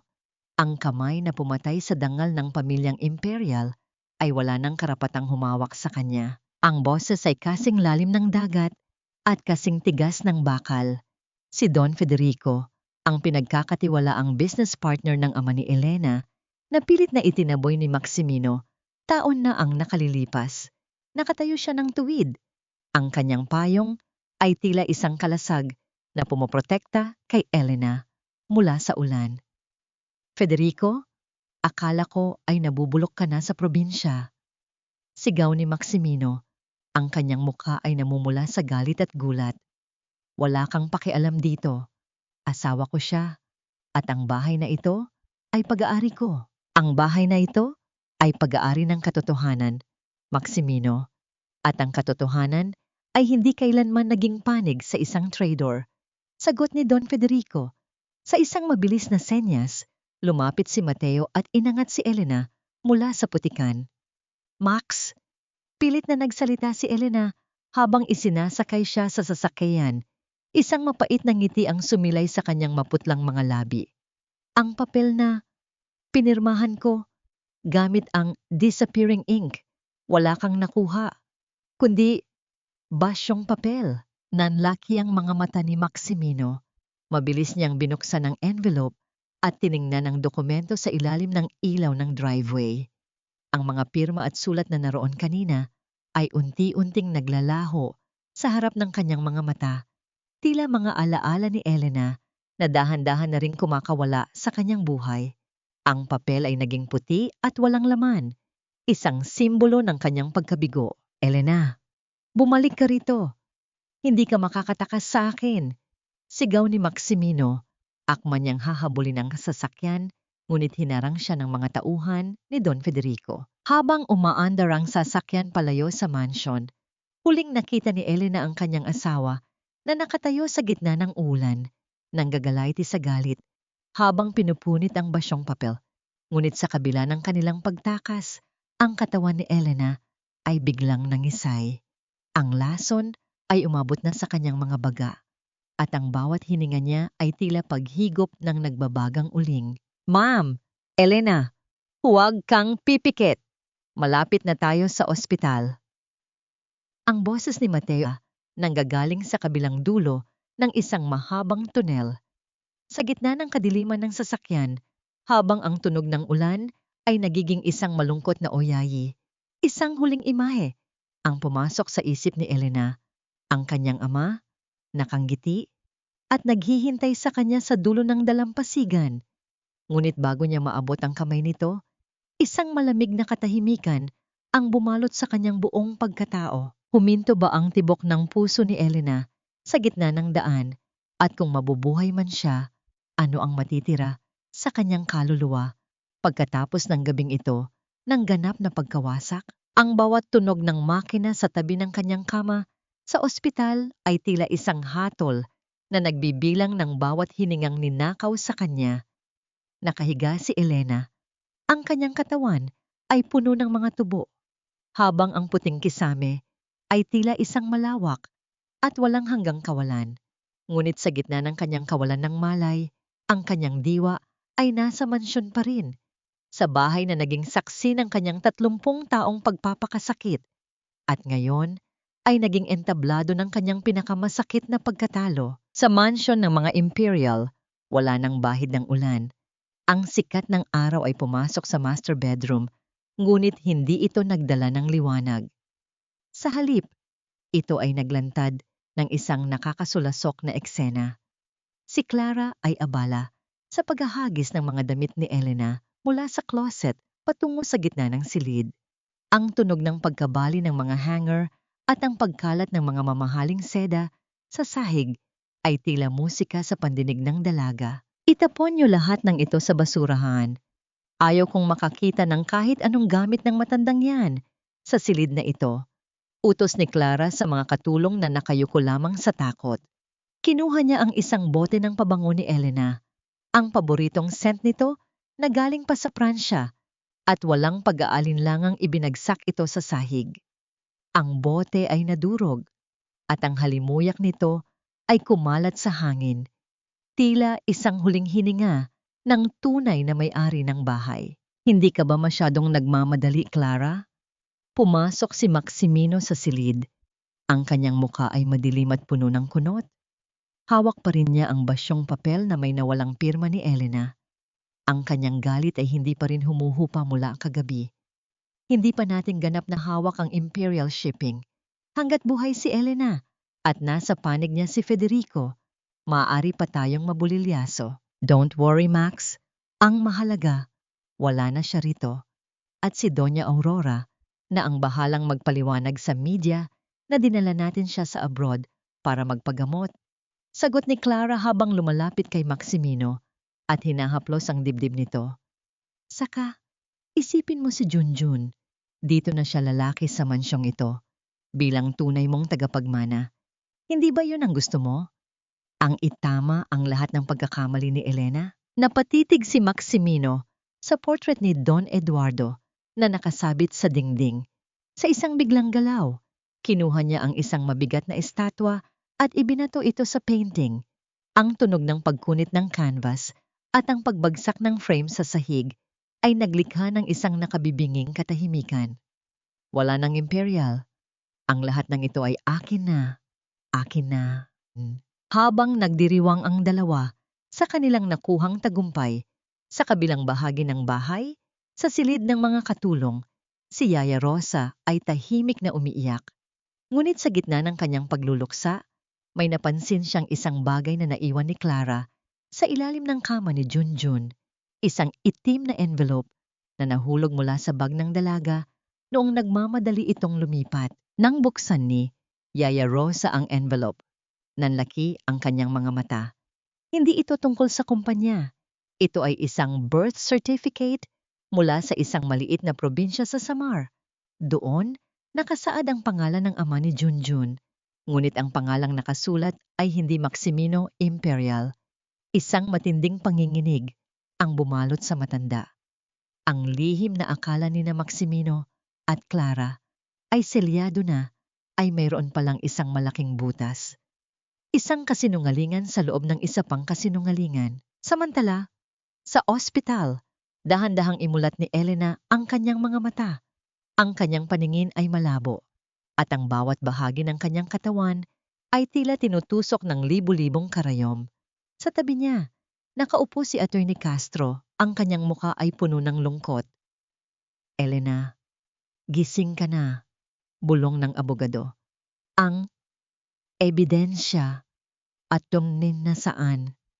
Pilit na tanong ni Elena. Ang kanyang boses ay halos isang hangin na lamang. Ligtas ang DNA sample, Elena. Pero may kailangan kang malaman. Ang boses ni Castro ay nanginginig. Ang lason na ibinigay sa iyo, hindi lamang ito para patayin ka ng dahan-dahan. Ito ay isang kemikal na unti-unting sisira sa iyong memorya at kakayahang magsalita. Sa loob ng ilang linggo, maaari kang tuluyang mawalan ng boses o tuluyang makalimot kung sino ka. Nanlamig ang buong pagkatao ni Elena. Ang kanyang mga kaaway ay hindi lamang nagnanais na makuha ang kanyang yaman, kundi nagnanais din silang burahin ang kanyang mismong kaluluwa. Isang luhang puno ng pait ang dumaloy sa kanyang mata habang tinitingnan ang kanyang nanginginig na mga kamay. Paano lalaban si Elena kung ang kanyang sariling isipan ay unti-unti nang nagtataksil sa kanya, at ano ang gagawin niya kapag nalaman niyang ang batang itinuturing ni Maximino na kanyang dugo ay isa palang malaking panloloko ni Clara? Ang bawat alaala ay tila buhangin na dahan-dahang tinatangay ng agos ng dagat, at si Elena ay desperadong humahawak sa bawat butil nito bago ito tuluyang maglaho. Sa loob ng puting silid ng ospital, pilit niyang isinusulat sa isang maliit na notebook ang pangalan ng kanyang ama, ang petsa ng kanyang kasal, at ang mukha ng mga taong nagtaksil sa kanya. Ang kanyang kamay ay nanginginig. Ang panulat ay tila tumitimbang ng isang sako ng semento. Ang bawat letra ay binaluktot ng kanyang nanghihinang kalamnan, ngunit ang apoy sa kanyang mga mata ay nananatiling nagniningas. Elena, huwag mo nang pilitin ang iyong sarili. Kailangan mong magpahinga, bulong ni Mateo habang iniabot ang isang baso ng tubig. Hindi, Mateo. Kapag nakalimot ako, sino na ang hihingi ng katarungan?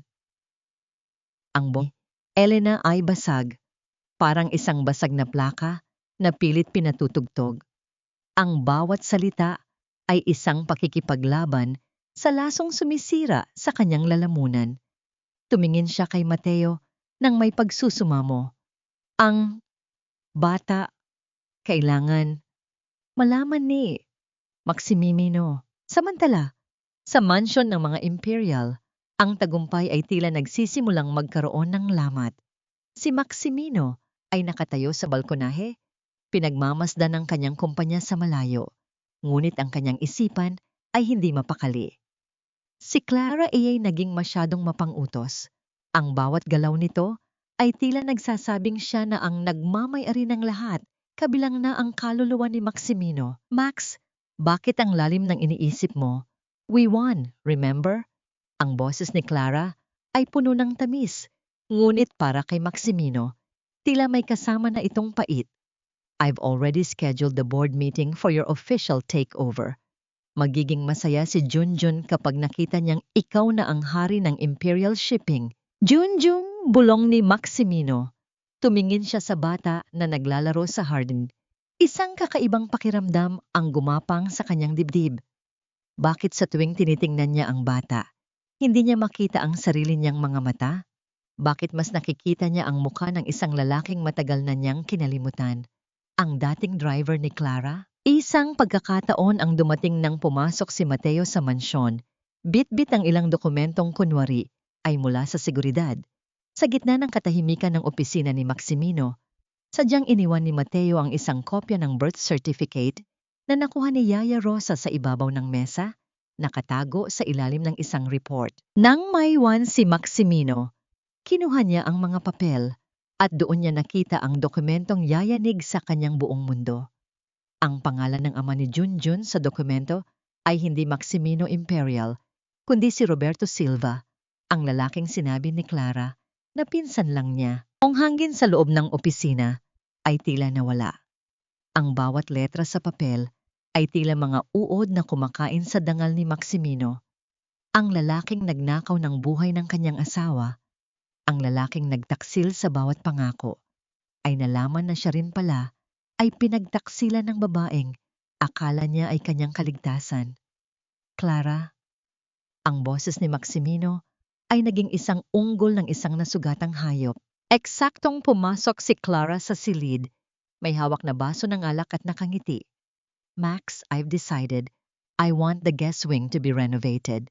Masyadong luma na ang taste ni Elena. Bago pa matapos ni Clara ang kanyang sinasabi, isang malakas na tunog ng paghampas ng kamay sa lamesa ang bumasag sa katahimikan. Tumayo si Maximino, ang kanyang muka ay kasing pula ng apoy, habang iwinawagayway ang birth certificate sa harap ng muka ni Clara. Sino si Roberto Silva, Clara? At bakit ang pangalan niya ang nakasulat na ama ng anak ko? Sigaw ni Maximino.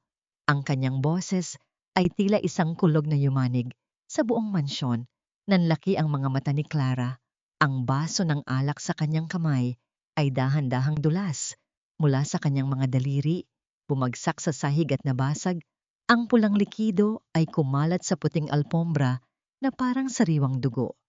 Ang katahimikan na sumunod ay kasing bigat ng isang kabaong. Sa kabilang banda, sa ospital, biglang bumitaw ang panulat mula sa kamay ni Elena. Tumingin siya sa notebook at doon sa huling pahina, nakasulat ang isang pangalan na hindi niya matandaan kung sino. Tumingin siya kay Mateo nang may luha sa mga mata. Mateo, sino? Sino si Eduardo? Ang memorya ni Elena ay nagsimula ng bumigay. Paano niya itutuloy ang laban kung ang mismong dahilan ng kanyang pagbangon ay dahan-dahan nang binubura ng lason? At ano ang gagawin ni Maximino kay Clara ngayong alam na niyang ang kanyang tagapagmana ay isang malaking kasinungalingan? Ang bawat salita ni Clara ay tila isang lason na mas matindi pa sa ibinigay nila kay Elena. Sa loob ng opisina, ang amoy ng natapon na alak ay humahalo sa init ng galit na namumuo sa pagitan ni na Maximino at ng kanyang kinakasama. Ang katahimikan ay binasag ng isang malakas na sampal na dumapo sa pisngi ni Clara, isang sampal na naglalaman ng lahat ng kahihiyan at puot ni Maximino. Niloko mo ako, Clara. 3 taon kitang binuhay sa karangyaan. Ipinagpalit ko ang asawa ko para sa'yo dahil akala ko ay may sarili na akong dugo at laman. Ang boses ni Maximino ay gumaralgal, tila isang haligi ng gusali na unti-unting nagbabantulot bago gumuho. Lahat ng sakripisyo ko kay Elena, lahat ng pagpapanggap ko, para lang sa anak ng ibang lalaki. Napahawak si Clara sa kanyang pisenggi. Ang kanyang buhok ay nagulo at ang kanyang mga mata na dati ay puno ng pangaakit ngayon ay puno ng desperasyon. Max, let me explain. Ginawa ko lang yon dahil mahal kita. Alam kong hindi ka sasama sa akin kung wala ang bata. Si Junjun, mahal ka niya bilang tunay na ama. Huwag mong banggitin ang pangalan ng batang yan. Sigaw ni Maximino habang itinataboy ang mga gamit sa kanyang mesa. Ang tunog ng mga pluma at papel na nagliliparan sa sahig ay tila mga tuyong dahon sa gitna ng bagyo. Layas, umalis kayo sa bahay na ito bago ko pa makalimutan na babae ka. Gunit sa gitna ng kanilang pag-aaway, pumasok si Doña Aurora. Ang matandang babae ay hindi kakikitaan ng gulat.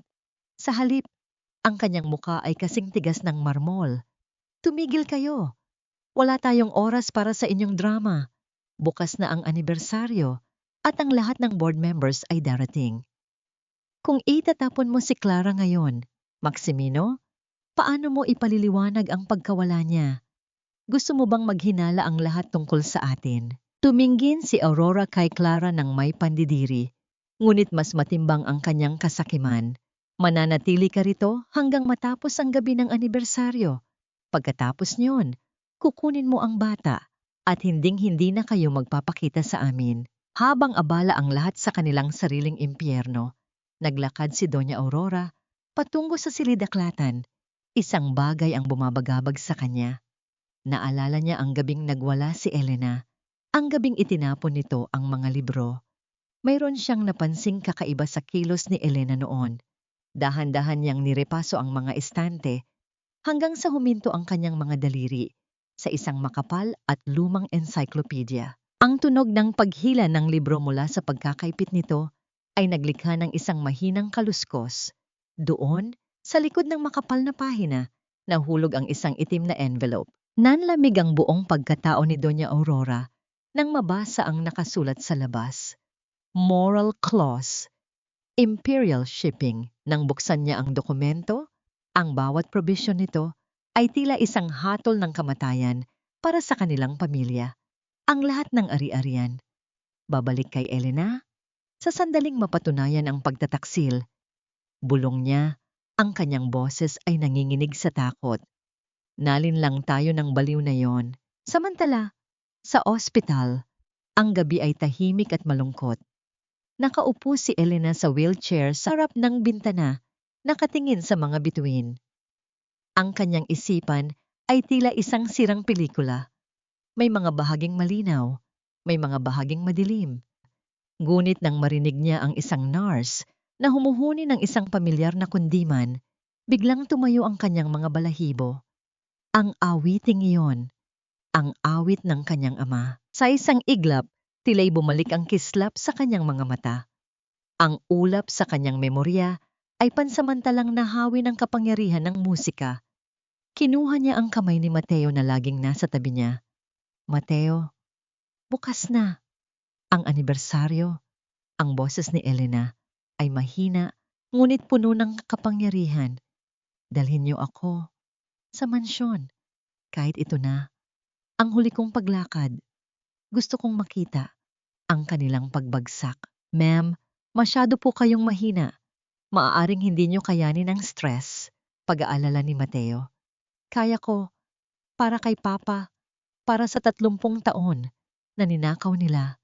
Pagpupumilit ni Elena, ihanda mo ang sasakyan, ihanda mo ang aking pulang damit, ang damit na kulay ng ruby. Sa mansion, habang ang mga tauhan ay abala sa pagkakabit ng mga dekorasyon para sa Ruby Anniversary, hindi nila alam na sa isang sulok, sinusunog ni Doña Aurora ang dokumentong nahanap niya.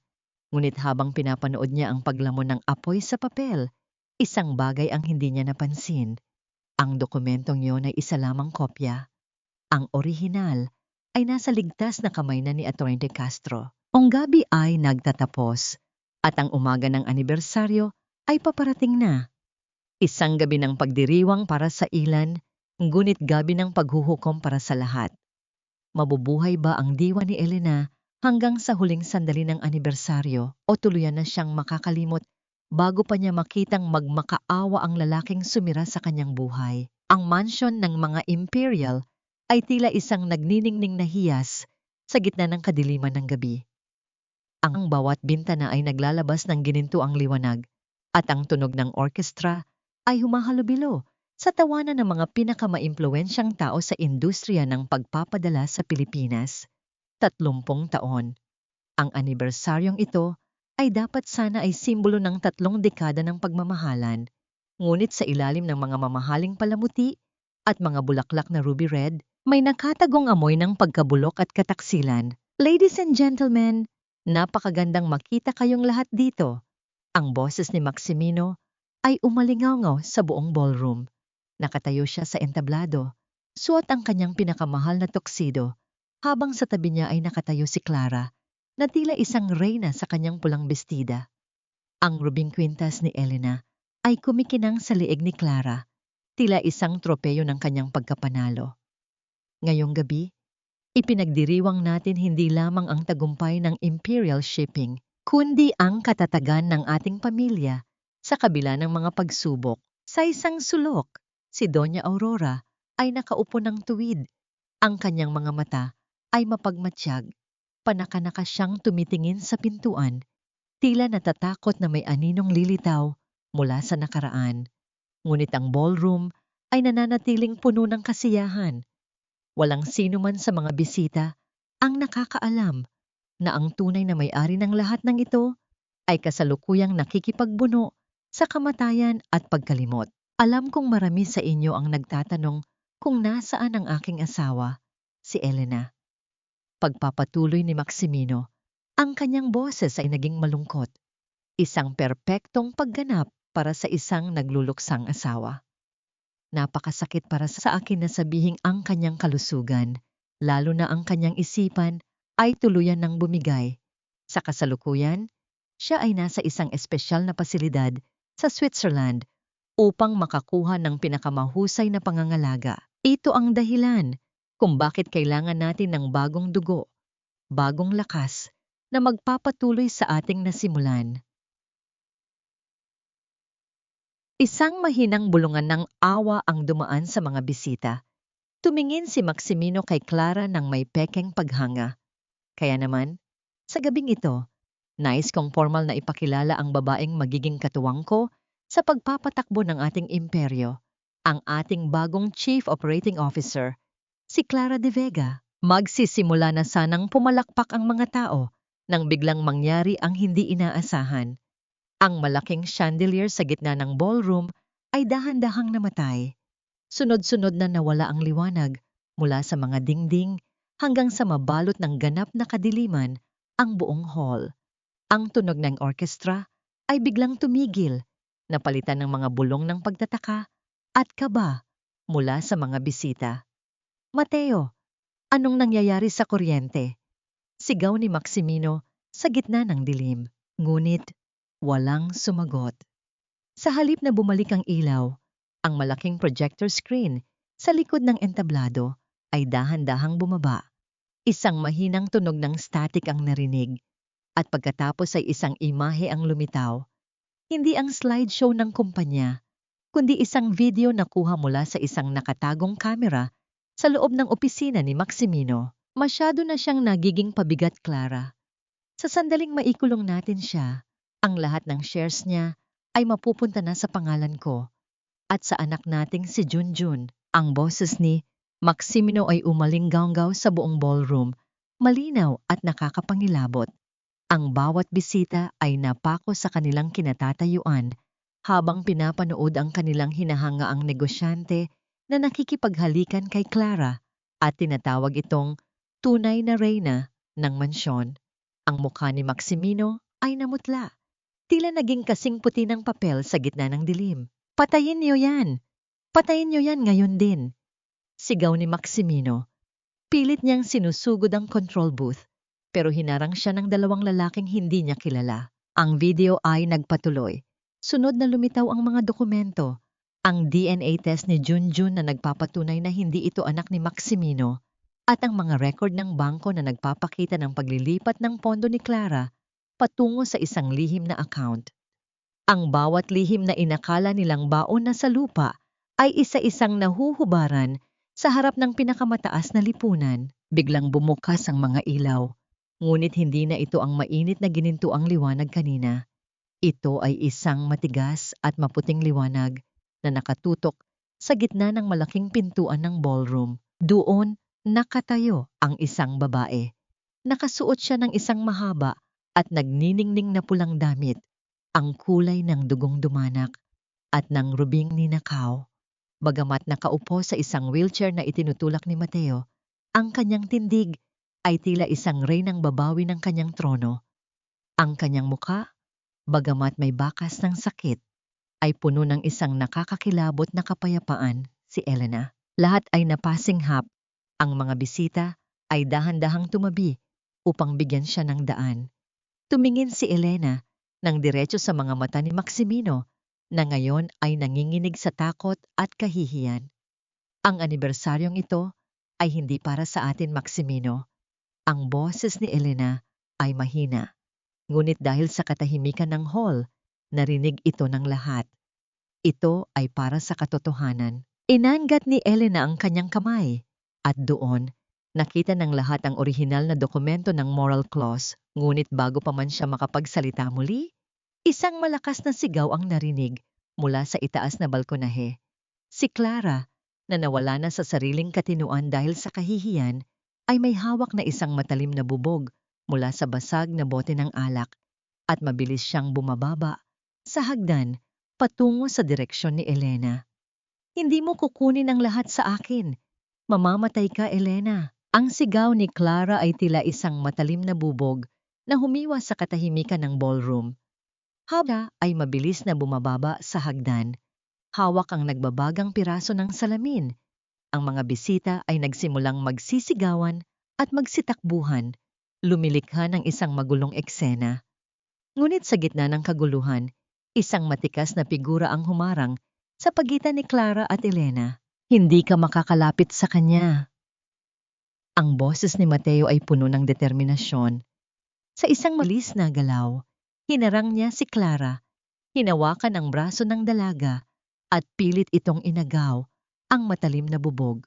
Narinig ang tunog ng pagbagsak ng salamin sa sahig, kasabay ng isang mahinang daing mula kay Mateo nang bahagyang magasgas ang kanyang braso. Ngunit, bago pa man makabangon si Clara, bumukas ang malaking pintuan. Pumasok si Atty. Castro kasama ang dalawang unipormadong pulis. Ang kanilang mga uniforme ay tila simbolo ng batas na ngayon ay dahan-dahang lumulunok sa mga nagkasala. Agad na hinawakan ng mga pulis si Clara na ngayon ay nagwawala na sa galit. Bitawan niyo ako. Hindi niyo ako pwedeng arestuhin. Ako ang may-ari ng lahat. Ako ang asawa ni Maximino. Sigaw ni Clara. Ang kanyang boses ay naging basag at puno ng desperasyon. You are under arrest for corporate fraud, estafa, and attempted murder, Miss De Vega.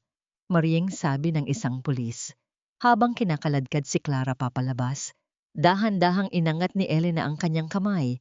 Pinapatahimik ang nagkakagulong mga bisita. Ang kanyang mga mata ay nanatiling kalmado. Ngunit ang kapangyarihan sa kanyang tindig ay sapat na para paralisahin ang lahat. Maximino Imperial. Boses ni Elena ay mahina ngunit matatag, umalingaw-ngaw sa buong ballroom. Tumingin siya sa kanyang asawa na ngayon ay nanginginig sa kinatatayuan. Ang kanyang muka ay namutla sa takot. Ayon sa probisyon ng ating prenuptial agreement, ang moral clause, na personal na inihanda ng aking ama, si Don Eduardo Imperial, ay nagsasaad na sa sandaling mapatunayan ang iyong pagtataksil, panloloko, at ang pagkakaroon ng anak sa labas. Tanggi lahat ng iyong karapatan sa Imperial Shipping ay automatikong mawawalan ng bisa. Inangat ni Elena ang kanyang kamay at si Atty. Castro ay lumapit. Hawak ang selyadong dokumento at na ngayong gabi, Maximino, sa harap ng lahat ng naririto, ang mga ebidensya ng iyong pagtataksil mula sa video na nagpapakita ng inyong relasyon ni Clara, ang DNA test na nagpapatunay na si Junjun ay hindi mo anak, at ang mga bank records ng paglilipat ng pondo ay sapat na para ipawalang bisa ang lahat ng iyong pag-aari at karapatan sa kumpanya. Nanlaki ang mga mata ni Maximino. Ang kanyang muka ay naging kasing puti ng papel. Ang kanyang mga tuhod ay nanginginig. Sa isang iglap, ang mundo niyang pinaghirapan ay tila gumuho sa harap niya. Hindi, kasinungalingan yan. Walang silbing papel yan. Pilit niyang sigaw. Akma niyang aagawin ang dokumento kay Atty. Castro. Ngunit isang pulis ang humarang sa kanya. You are also under arrest, Mr. Imperial, for corporate fraud and attempted murder. Hindi! Akin ang Imperial Shipping. Akin ang lahat. Hindi kayo pwedeng manakaw sa akin. Nagwala si Maximino. Ang kanyang mga mata ay nanininga sa galit. At sa isang desperadong galaw, sinubukan niyang sugurin si Elena. Ngunit baka pa man siya makalapit, Mabilis siyang pinigilan ng mga pulis. Ang kanyang boses ay umalingaw sa buong hall habang siya ay kinakaladkad palabas, nagmumura at nagbabanta. Magbabayad ka, Elena! Hindi pa tayo tapos! Naiwan si Doña Aurora, nakaupo sa kanyang upuan. Ang kanyang muka ay puno ng takot. Ang kanyang anak, ang kanyang kinabukasan, ay nawala na sa isang gabi. Tumingin siya kay Elena. Ang kanyang mga mata ay tila nagmamakaawa. Ngunit ang mukha ni Elena ay walang bakas ng awa. Tumingin si Elena sa paligid ng ballroom, sa mga bisitang nanatiling tahimik at gulat, sa mga nasirang dekorasyon, at sa mga bubog ng alak na kumalat sa sahig. Ngunit sa kanyang mga mata, hindi na niya nakikita ang pinsala. Nakikita niya ang simula ng isang bagong pagbangon. Ang Imperial Shipping ay hindi pag-aari ng isang tao, kundi ng mga pangarap na itinayo ng dugo at pawis. Sabi ni Elena, ang kanyang boses ay umaalingaw sa buong hall. At sisiguraduhin kong ang karagatang pinagmulan ng ating imperyo ay magiging malinis at puno ng pag-asa, hindi ng kasakiman at kasinungalingan. Isang mahinang palakpak ang nagsimula at dahan-dahang kumalat sa buong ballroom. Isang palakpak na hindi para sa tagumpay ng isang tao, kundi para sa pagbangon ng katarungan. Ngunit sa sandaling yumuko si Elena para magpasalamat, isang matinding pananakit ang gumapang sa kanyang ulo. Ang kanyang paningin ay nagdilim at ang tunog ng palakpakan ay naging isang malakas na huni sa kanyang mga tenga. Ang matinding emosyon at ang lason sa kanyang katawan ay tila nagsisimulang gumana muli. Nanatiling matatag si Elena. Ang kanyang paningin ay nakapako sa mga bisita. Ngunit sa kanyang kalooban, ang kaba ay muling bumabalot. Kailangan niyang manatiling gising, manatiling matatag, para sa kumpanya, para sa ama, at para sa kanyang sarili. Ngunit gaano katagal pa niya kayang labanan ang sariling katawan na unti-unting lumalaban sa kanya? Ang katahimikan sa loob ng mansyon pagkatapos ng magulong selebrasyon ay mas nakakabingi kaysa sa ingay ng orkestra kanina. Ang amoy ng mamahaling pabango at alak ay napalitan ng amoy ng malamig na hangin na pumapasok mula sa mga bukas na pintuan. Ang mga hiyas at dekorasyon na dati ay simbolo ng karangyaan, ngayon ay tila mga labi ng isang naganap na trahedya. Sa gitna ng ballroom, nakaupo si Elena sa kanyang wheelchair, pinagmamasdan ang bawat sulok ng bahay na naging kulungan niya sa loob ng 3 dekada. Ma'am, kailangan na po nating bumalik sa ospital. Maputla na po kayo. Bulong ni Mateo, ang kanyang boses ay puno ng pag-aalala habang inaayos ang kumot sa kandungan ni Elena. Sandali na lang, Mateo. Gusto kong malasap ang hangin ng kalayaan sa loob ng bahay na ito bago ko ito tuluyang linisin. Sagot ni Elena, ang kanyang boses ay mahina, ngunit may lalim ng determinasyon. Sa kabilang bahagi ng silid, isang matandang babae ang nakatayo, nanginginig, at tila biglang tumanda ng 10 taon. Si Doña Aurora. Nakaladkad na ang kanyang anak na si Maximino, at ngayon ay siya na lamang ang natitira. Sa gitna ng guho ng kanyang mga ambisyon, bit-bit niya ang isang maliit na maleta, ang tanging bagay na pinayagan siyang dalhin ni Mateo. Elena, hindi mo ba talaga ako mapapatawad? Ang boses ni Aurora ay nanginginig, puno ng pekeng pagsisisi, na pilit na inilalabas para sa huling pagkakataon. Pamilya tayo. Ako ang nanay ni Maximino, ang biyenan mo.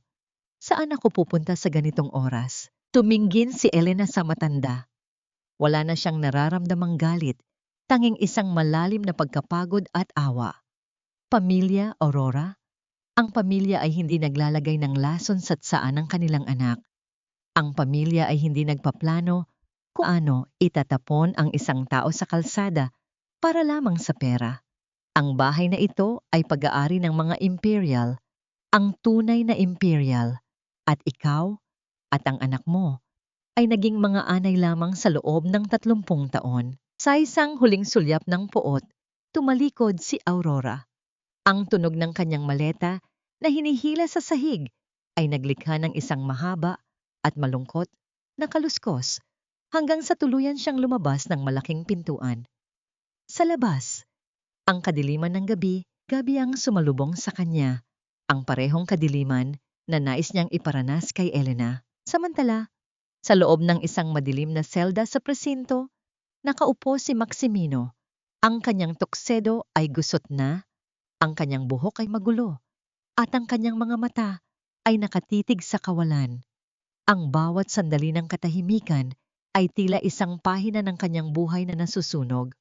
Naalala niya ang bawat halik ni Clara na isa palang lason, ang bawat tawa ni Junjun na hindi naman niya kadugo, at ang bawat sakripisyo ni Elena na kinalimutan niya dahil sa kasakiman. Narinig niya ang boses ng isang pulis mula sa labas.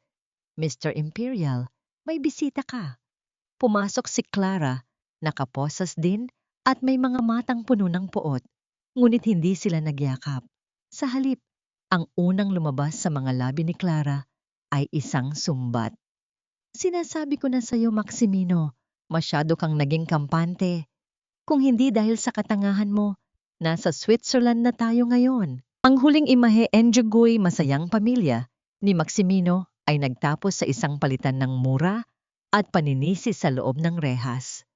Ang imperyong binuo sa kasinungalingan ay tuluyan ng gumuho sa ilalim ng bigat ng kanilang sariling mga kasalanan. Balik sa mansion, dahan-dahang tumayo si Elena mula sa kanyang wheelchair.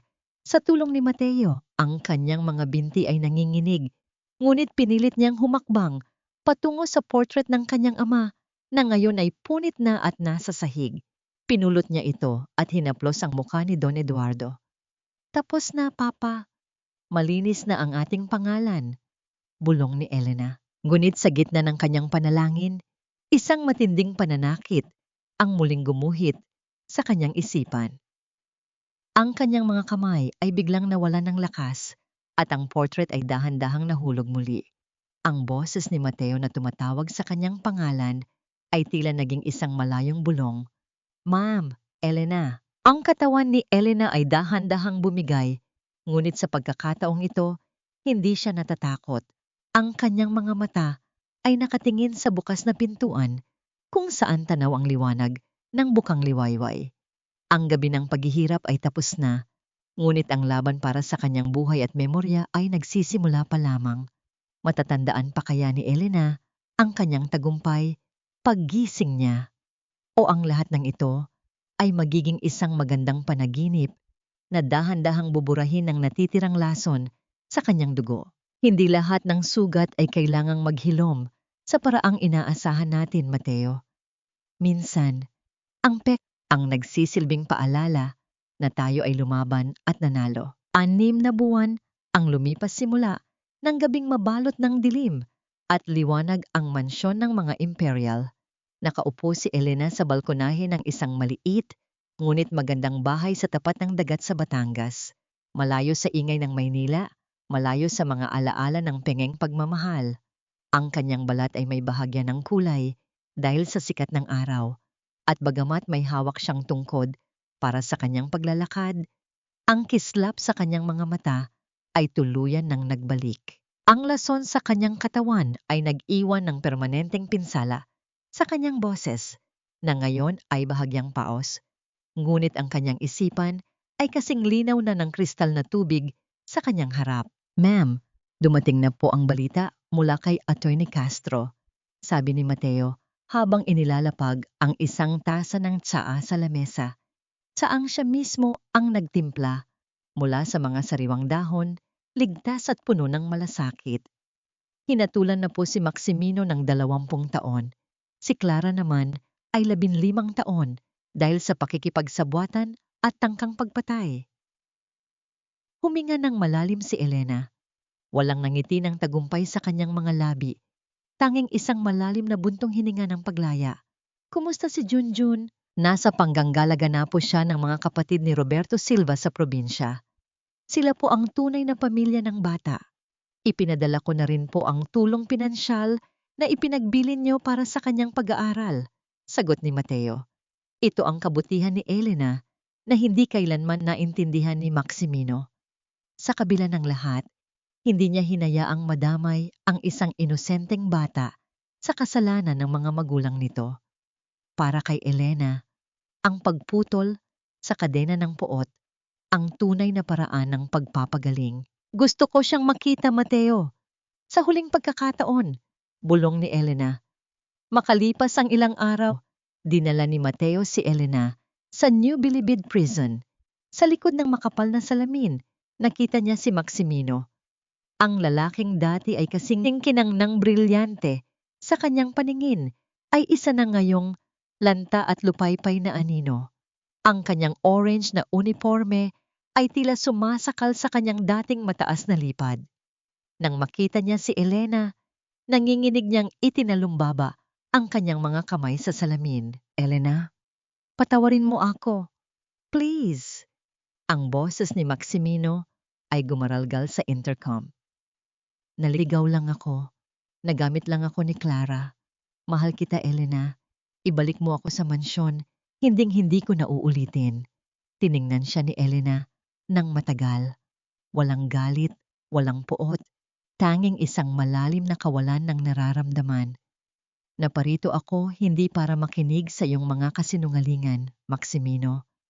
Naparito ako para ibigay sa iyo ang isang bagay na matagal mo nang ninanakaw sa akin. Nagliwanag ang mga mata ni Maximino. Akala niya ay pera o kalayaan ang ibibigay ng asawa. Ano yon, Elena? Ang kumpanya ba? Ang shares? Ang aking katahimikan, sagot ni Elena. Mula sa araw na ito, hinding-hindi na kita iisipin. Hinding-hindi na kita babanggitin. Para sa akin, ikaw ay isang pahina na pinunit ko na sa aking buhay. Ang iyong parusa ay hindi ang rehas na ito, Maximino. Ang iyong parusa ay ang malaman na sa kabila ng lahat ng ginawa mo, hindi mo ako nagawang sirain. Mananatili kang mag-isa sa dilim ng iyong sariling budhi. Tumayo si Elena at dahan-dahang lumakad palayo. Hindi nililingon ang pagsigaw at pagmamakaawa ng lalaking sumira sa 30 taon ng kanyang buhay. Paglabas niya ng bilangguan, sinalubong siya ng sariwang hangin.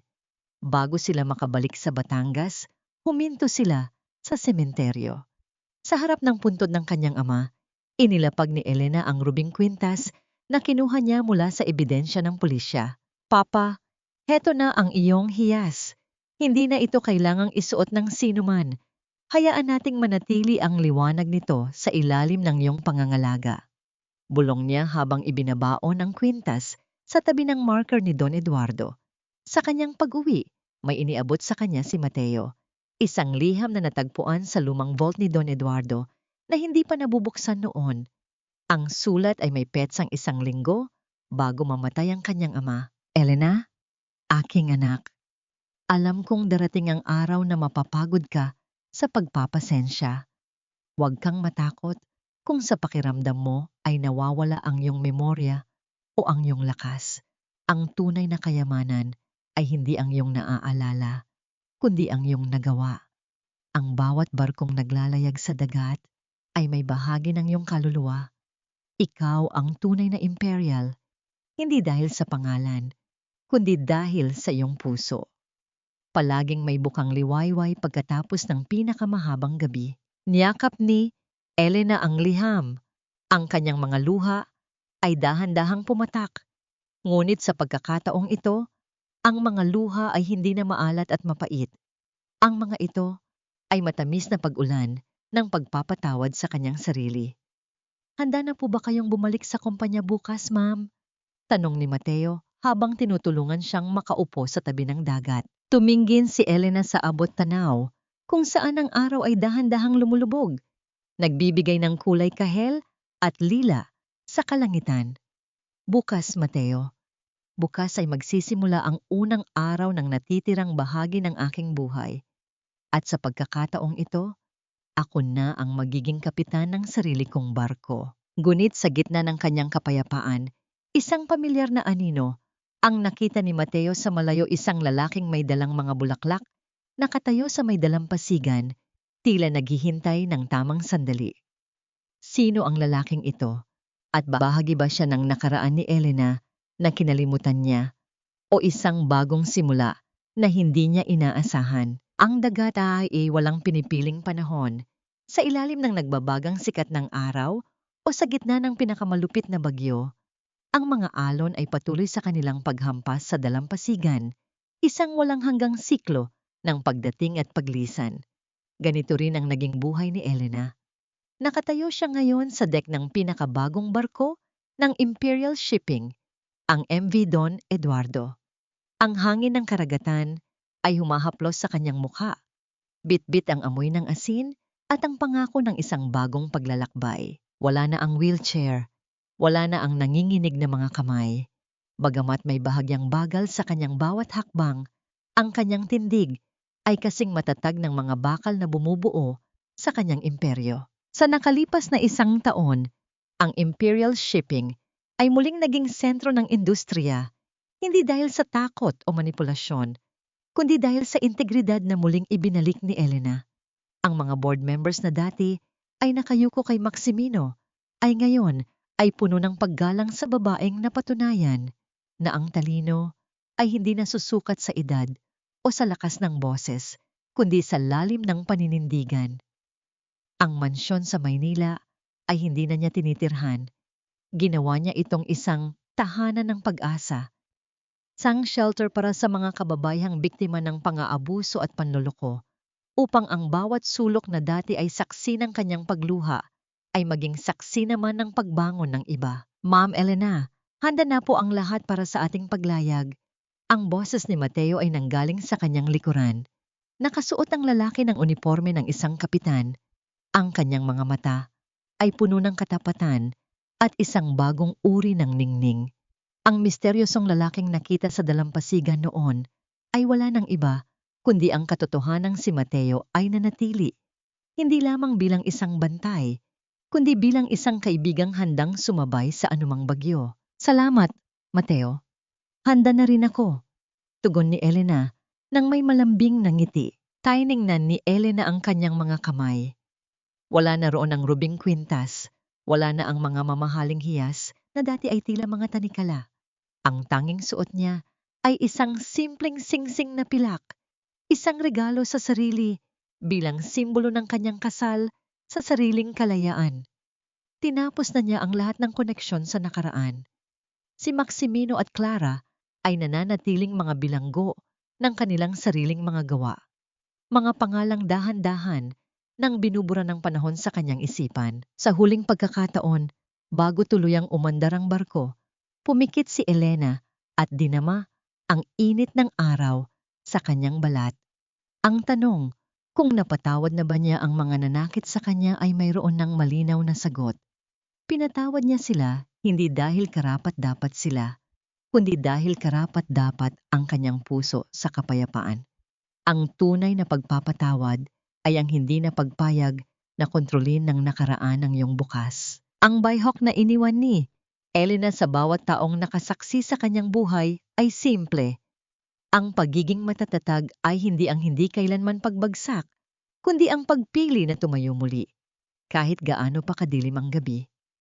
Ang bawat babaeng nakikinig sa kanyang kwento ay pinaaalalahanan na mayroon silang sariling moral clause, isang kapangyarihan sa loob nila na walang sinumang lalaki o kaaway ang makakapagtanggal. Larga na, ang huling utos ni Elena. Ang tunog ng malakas na busina ng barko ay umalingaw-ngaw sa buong pantalan, tila isang sigaw ng tagumpay na bumasag sa katahimikan ng umaga. Habang ang MV Don Eduardo ay dahan-dahang lumalayo sa pampang, ang mga alon ay tila sumasayaw sa paligid nito. Si Elena ay nakatayo sa unahan, ang kanyang mga mata ay nakatitig sa malawak na abot-tanaw. Wala na ang mga tanikala, wala na ang lason. Ang tanging natitira ay ang malayang dagat, ang matatag na barko, at ang kapitan na sa wakas ay nahanap na ang kanyang tunay na tahanan sa gitna ng malayang paglalayag.